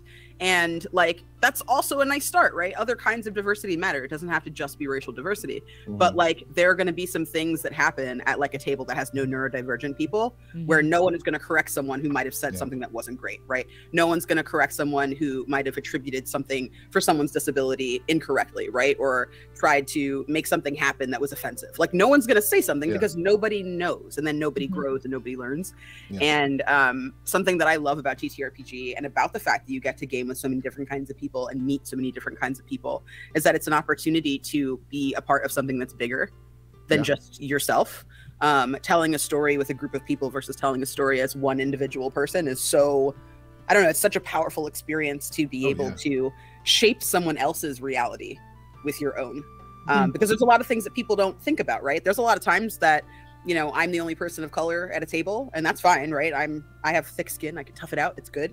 I like being there and making a difference in those circumstances. But when you've got like an entire world that I'm existing in, and all of your NPCs are also white, now I'm the only black person in like all of Waterdeep, right? And I feel like maybe that shouldn't be the case, right? We shouldn't have just nobody in Waterdeep is black except for this guy. So having those conversations are necessary, because some people don't realize, right? You put in what you know of the world, and if you're watching mainstream cinema, for example, right, you're never really stepping outside your wheelhouse. It might not occur to you to make an NPC of an Asian person, of a black person, of someone in a wheelchair, of somebody who's neurodivergent, of somebody who's trans, right? It might not occur to you to like put those things in your game without the connection that you're making with other people. So I find that so valuable, and it is an uncomfortable conversation I don't mind having. I am always diplomatic and nice about it, though. So question, don't think I'm going to be rude on that. I totally agree with what you're saying. How do you feel about like,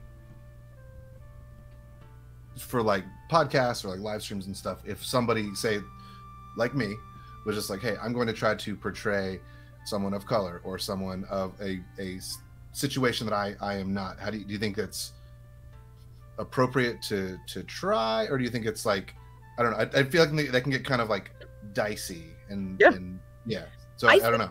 I think that for people who are, I've seen some people that are an all-white table, and somebody is like, well, my character's a person of color, so it's not an all-white table. No, it's still an all-white table. You are still white. Your character might not be white, and that's great, right? And if you have the experiences, if you have a person of color who is your partner or your child, right, and you're making that character for them and you're playing through them, right, that's not something that I find terrible, because you're trying to understand, especially if like, you're learned in their experience. But if you are at a table where like everybody's white, including your GM, and no one is going to call you out if you say something really stupid and fucked up, then no, right? I feel like that's problematic, because you're going to think that the experience that you're having is authentic when it's not. Like, for example, if you are, someone once told me that the way they write characters in their stories, right, is they just make the character and then they slap like an identity on after, because it doesn't matter, right? And I'm like, well, I mean, if you've got a situation where there's like an alley full of cops and it's like 2 a.m, right? And you put a white character in that alley, that's going to be a very different story you're telling me than if that's a black character in the alley, right? Like, you can't erase someone's lived experiences by trying to kind of like overwrite. So if it's a non-stream game, I'm all for it, right? Try to figure your shit out. Try to understand what other people are going through. Use the context clues that you get in pop culture, right? To understand. Talk to your friends of color. Ask them, how do you feel about that? I've had people approach me and be like, hey, in a non-stream game, I'm going to play this character. They're black. What do you think? Can I check in with you, right? Like, if you have a friend that's willing to do that emotional labor, I think that's wonderful. It's a great way to learn about people.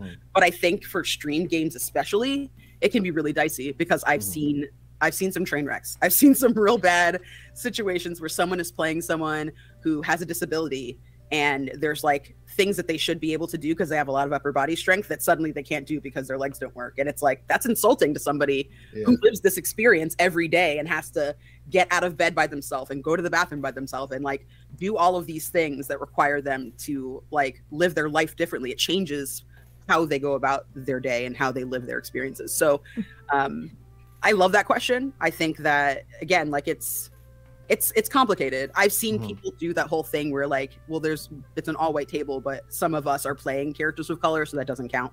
And I disagree with that strongly. I feel like you should just go find better. I have a little bit of a different perspective on this, although of course that is super valid. For me, it's make-believe. We're not elves either. So we're not dwarves either. So if a person is telling me you want to play somebody of color, I'm like, great. Well, but what does that mean, though? Because if I'm playing a black elf. Stop, homie. Wait, time out. Hang on. Nope. Right. Like, yeah, like, wait. You know, that's where I have an issue. I'm like, well, what does that mean to you? Like, how is that manifesting? I mean, because you gave the example of a black character in dealing with the cops versus a white character dealing with the cops. I think a lot of that depends on the setting. Like in the World of Darkness, 1000%. In Waterdeep, I don't expect that at all because the cops are racist in Waterdeep if we make them racist. Like I had an experience. The very first game I ever DM'd on a stream, Sam Delev was one of my players, and they wanted to play a non-binary character because they are a non-binary human. And I was like, cool. Do people ever ask you questions or address it in any way? And Sam said no, because I'd like to think my fantasy world's better than the real world. Oh yeah. And I was like, transmission received, you know? Like, my career exists in no small part because of my very public criticism of WotC for their portrayal of Chult in Tomb of Annihilation. The original Tomb of Annihilation is racist as hell. Pygmies and cannibals and bones through their noses and all of that stuff. Because a lot of early D&D was racist in hell because it was written by a lot of racists. Some of them overt, some of them subtly. But they were old white dudes. I grade them on a curve. I'm like, you lived through segregation. Fine. So the new Tomb of Annihilation comes along, and it's this just lazy post-colonial thing where the black people are just picking up the pieces. And I'm like, this is fantasy, man. The black people could have lived on the moon. It could have been Wakanda. Like, what is this? And I knew it wasn't racism. It was just tone deafness, because to Candace's point, it didn't know any better. And I was like, it is very clear that no people of color participated in this project at any level. Into WotC's eternal credit, and Greg Tito in particular, as I will always give Greg his flowers, they were like, you're right. And they made a concerted effort to start working with more creators of color, like me and Mackenzie Narmis and Tanya DePaz and Gabe Hicks and more people than I can name. I don't mean to accidentally swerve anybody, because to Candace's point, just different perspectives are helpful. You know, I think there is room for, if there's a specific type of story you're trying to tell, like Into the Motherlands, one of our selling points is all of our people were creators of color, because we're trying to tell our story from that perspective. And I think there is a world where people can try and tell a story from a certain perspective. And I don't even necessarily knock all white tables or whatever, because I mean, black people are 17% of society. We're about 17% of gaming, you know? So I get it. It's just try to do better. Try. That's all. Yeah. That's all. Somebody that doesn't look just like you, you know? And I will say this last thing is, every once in a while I get stories like, well, you know, slavery is the thing in my story so they can fight the slavers, you know? And I'm like, yeah, but why though? You got dragons and shit, so why? Yep. You know what I mean? Like, and I mean, I've told stories like with mind flayers, for instance, you know, the fact that they are dominating and enslaving whole swaths of sentience I've done, but they were dominating and enslaving whole swaths of sentience because mind flayers are awful, you know, and there's a way to play them where they're very awful. And God willing, you get to do something about it, and, you know, go light up the elder brain if you can find it. But you know, but in general, I'm like, if this is a make-believe world, be in it who you want to be. Just try and be sensitive to those things. It's like, because I've had people that, like, maybe like men that played women in especially during my Patreon, because the height of my Patreon, we were doing like 35, 40 games a month for about 18 months. Wow. And a lot of people learned things about themselves, and a lot of people came out of the closet. And a lot of that exploration came as men playing female characters that then were having romantic scenes with other characters and being like, wait, my actual human heart is tingling right now. What does this mean? And I'm like, what does that mean, my friend? Tell me. You tell me what that means, you know? So yeah, there's a lot of ways to do it. I will say this last thing, and then I'm gonna quit monologuing for now, at least. My comic book Electropunk is about Nikola Tesla, and I created a fictitious niece and nephew of his that are young Serbian kids. They're growing up in New York, but they're Serbian. I talk to Serbian people.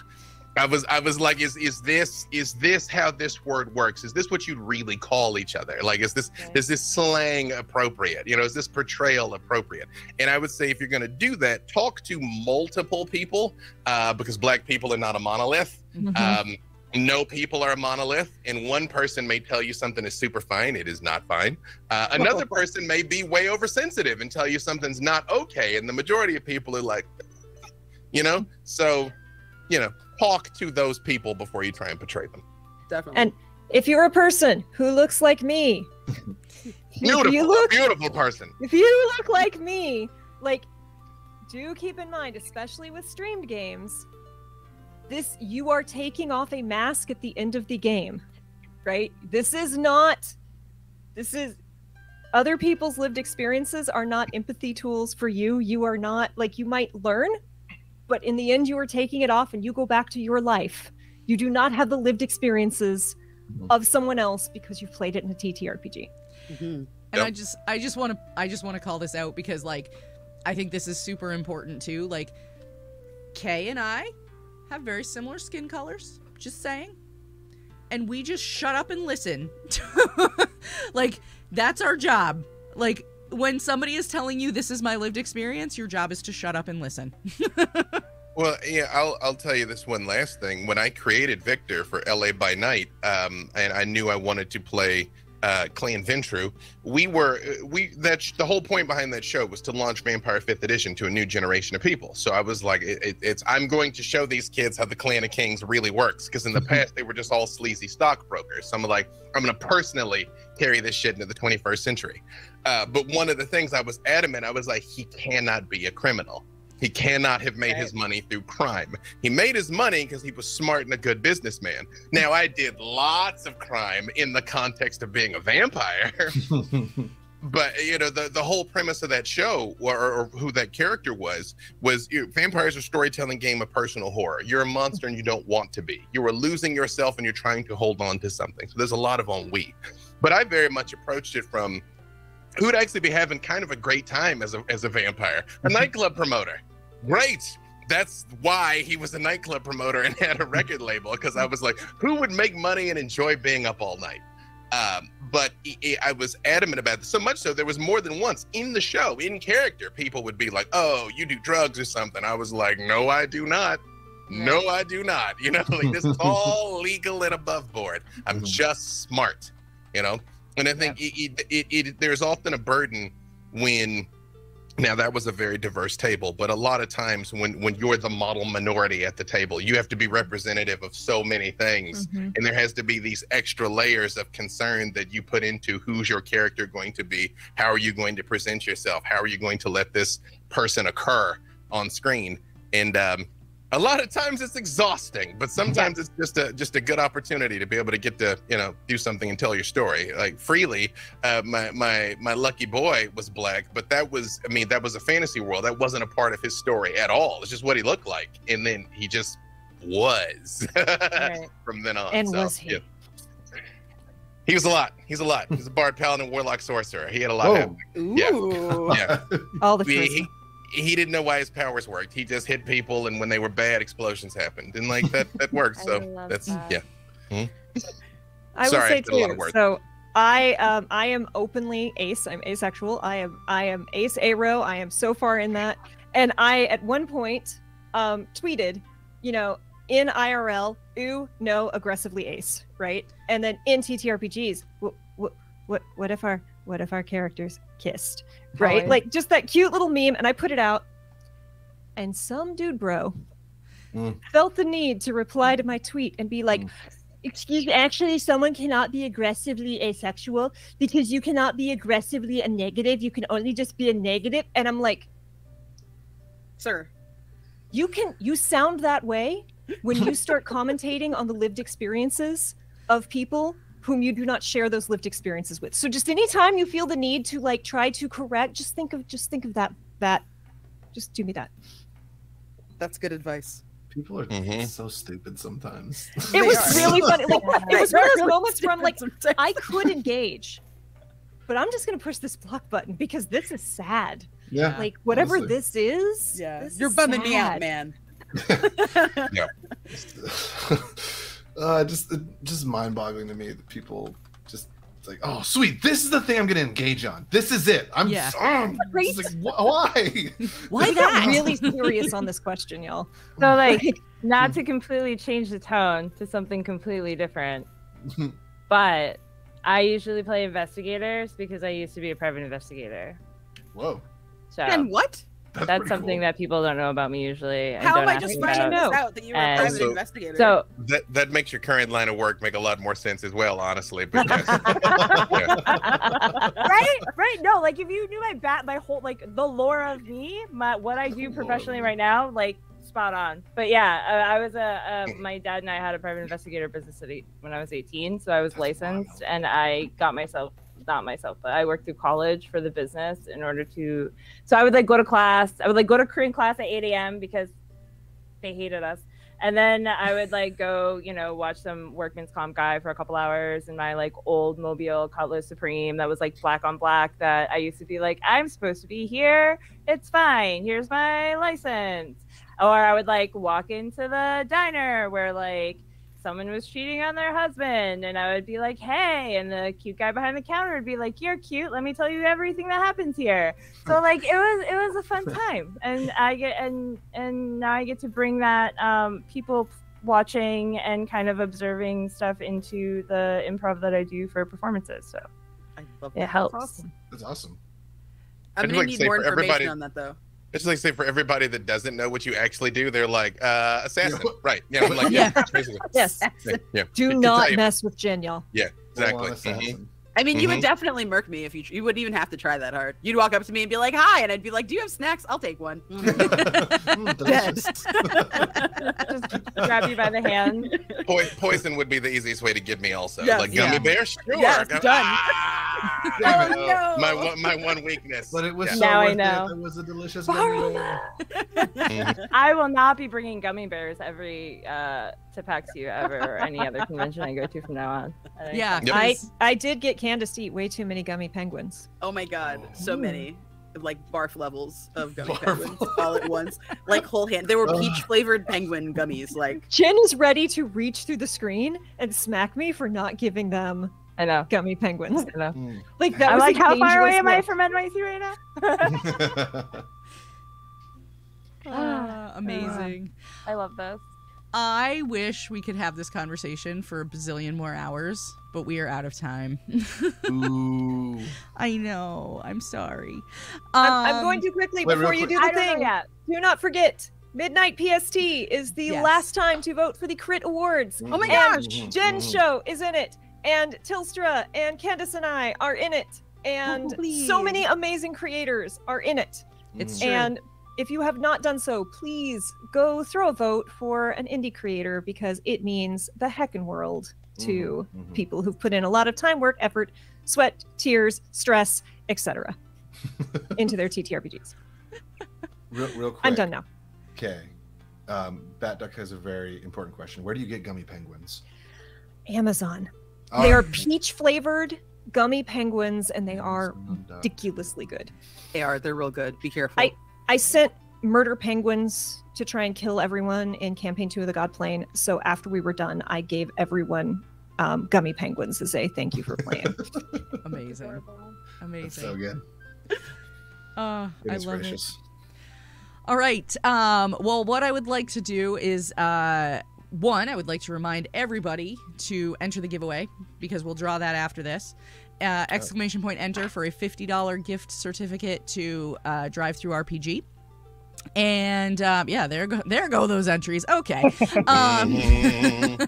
And next, I would like to go back around and Bees would like to know a last minute question. What do I have to do to run a game for you all? I know the answer. Nothing. The truffle shuffle. The truffle. Oh yeah, actually, that's a good requirement. That's a good. Yeah. Yo, Bees, don't tempt me with a good time, man. I will be there so fast. Right? True. Or actually, wait, let me rephrase that. Do tempt us with a good time. Do tempt us with a good time. This would actually be awesome. Yeah, that would be amazing. But what I would like to do is just go around, have everybody remind us of who you are, where we can find you around the interwebs, and anything else you would like us to know. So we'll go in the reverse order this time. Mr. B. Dave Walters, we'll start with you. It is I, B. Dave Walters. You can find me all over the interwebs, wherever fine streaming content can be located. Hopefully have a pretty significant announcement soon for something that should be launching in September. But, unfortunately I have to vague book about it up until then. If you want to play the game with me, I'll be at D&D in a Castle in November, and we'll be doing another D&D Lake House event in December. So just follow me everywhere. Also, if you have any questions about any of this and you want to talk about it, my DMs are open. Be cool, because if you come and try and act spicy, I will publicly embarrass you. But otherwise, look forward to talking. Awesome. Thank you so much for coming to hang out tonight. I super appreciate you and your time, and it's been great. Thank you. Pleasure's been all mine. Kay. Hi, I am Kay Purcell. Chaotic Wholesome presents in chat. Okay, I'm going to speed run this because it's a little bananas right now. So you can, I can't talk about that one. Every Tuesday, find myself and my co-DM David for the Chaotic Wholesome Talk Show, where we talk all things TTRPGs from indies to intersectionality. Wednesdays, every third Wednesday. Don't ask why, that's just how it is. You can find me over on the Initiative Order playing Chalice, which is a homebrew horror game using the Into the Breach system. Thursdays and Fridays, David and I stream video games, Pokemon for me, and various games for him. Sundays, you can find me, Sundays this month, you can find me over at Tavern playing Girl by Moonlight, where I am my Thembo, my magical Thembo from the future, who should not be sent to save the world. Starting not this Wednesday, but next Wednesday, the final 2 Wednesdays this month, I have the incredible honor of playing the My Little Pony TTRPG over at Chaotic Wholesome Presents with Urban Bohemian, D and Jazzy Hands, Candace the Magnificent, and Stellar Encore. You can also find me every other Wednesday on the Emergency Power Podcast for Starfinder Adventures, very queer in outer space. Did you get everything? I think. I'm sure there's like 4 other things, but I can't talk about them. So. If Kay forgot anything or you have questions, you can always find them somewhere around the internet. At KDamnFear most places. If it's not at KDamnFear, it's at Chaotic Wholesome. And please vote in the Crit Awards. Yeah. Do that. Their Royal Highness, Candace the Magnificent, first of their name. There it is. Yes, hello. That's me. You can find me at that Candace Girl over on Twitch, at Candace Marie on what's that new one? Blue Sky, and at Candace the Magnificent. Pretty much everywhere else. When I'm on my own channel, which is rare, I am usually playing ukulele covers, sometimes originals, and parody songs. You can also find me doing video game nonsense, but most of the time you can find me on pretty much everyone else's channel, including Crossroads Games. I'm going to be on What We Do in the Shallows on the 22nd. I am the new cast member for a gay pirate D&D adventure. You can also find me every Monday, not this Monday, but the following Monday, over at Homebrews and Homebodies, doing Homebodies and Homebrews, doing Trusting Fates, which is the Kids on Brooms campaign. And yeah, I've got a bunch of stuff coming up. Check me out on 12-Sided Stories, or just look at Twitter and I'll tell you what I'm doing. Awesome. Well, thanks for coming and hanging out tonight. David Tilstra. Woo! Hello, everybody. My name is David Tilstra. Normally, I am the Dungeon Master over at From Afar podcast, which we are actually, tomorrow, we're releasing our first episode of our main campaign in like 10 months. It's been a very intense couple months for all of us, but things are getting back on track. So tomorrow, that's dropping. Every Tuesday, me and my little brother, or wait, is he old? Yeah, he's younger than I am. Me and my little brother, we do like playthroughs of like video games, and every Wednesday it's sort of like an open queue community night where we play Overwatch, Risk of Rain, all sorts of stuff. Jump in, have some fun with us. We got a couple things coming up that I can't really talk about yet, but there's some fun stuff coming up soon. You can find me at David Tilstra all over the socials. You can find what I do primarily From Afar podcast all over the socials.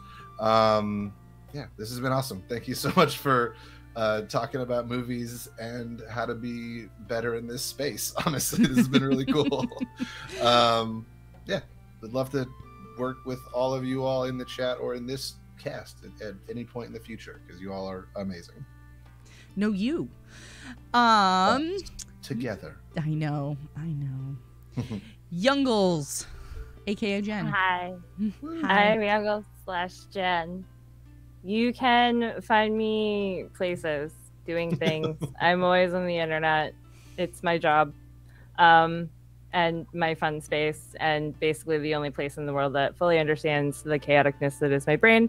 So check me out on Itaewon by Night, all Asian Vampire the Masquerade thing in South Korea, where we do lots of fun things like kill people, and Weekend at Bernie's, dead corpses. They wouldn't let me. I tried. And I'm also going to be at Emerald Templars and I don't know, other stuff. So, that's me. That's you. Well, thanks for coming on and hanging out. It's been awesome to get to actually chat with you again.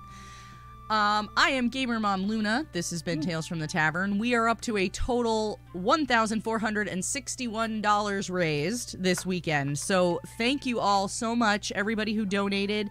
If you donated and you haven't heard anything other than a thank you so far, then that's because we have to pull the donation report to actually get email addresses to fulfill everybody's, awards and all of that stuff. So those will be coming in the next week or so. So be on the lookout, check your emails, all that good stuff. We need to pull another giveaway winner. So we're going to do that. I'm going to close. As you do that, Luna, thank you for doing this whole charity weekend. It's been so much work and you've done such a good job. Thank you for having us. Amazing. Thank you all for being part of it. All right, let's see. Who's going to win? The Moulin Rouge. Whoa! So there you go. Congratulations. A $50 gift certificate to Drive Through RPG. You can feel free to shoot me a message here on Twitch or on Twitter or on Discord or whatever. I am Gamer Mom Luna everywhere. Literally everywhere, except for TikTok, where I am the Gamer Mom Luna because someone else took my username. Whatever. What a jerk. Rude. Right? Rude. Seriously. But otherwise, yeah, so far I'm on all the socials except for Blue Sky because my invite hasn't come through yet. So there you go. Yeah, I think that's going to do it for us tonight. We're going to wrap this up. We are now at an even $1,500. Oh! Yay! So thank you, Anonymous, for knocking us up to 31. I was a little disappointed that somebody hadn't at least gotten us to 1469, but I was gonna keep that in here. But 1500 is better. Yes, we appreciate it very much. If this was not a good time for you to donate, but you would like to donate in the future, the donations are open all year. They'll be open until the end of 2023. So definitely feel free to do this. The donation box below the stream will be there until the end of the year. So if you are not able to contribute this weekend, totally fine. Don't even worry about it. It will remain there until the end of the year. So, it would be awesome if you can. And if you can't, that's okay. Tell your friends and let them know that they can come here on the first Sunday night of every month. We've got some more fun stuff coming up next month. I've got some great guests that are lined up and some that are still confirming. So we'll be here again. What's the date that weekend? August 6th? I don't even know. Sure. Yeah, August 6th. We'll be back August 6th at 8 p.m. Eastern Time. And we'll do this all again where we will take questions from chat and have a great time. So thank you all very much. Have a lovely evening. Take care. May the Woodberries be with you. I should go.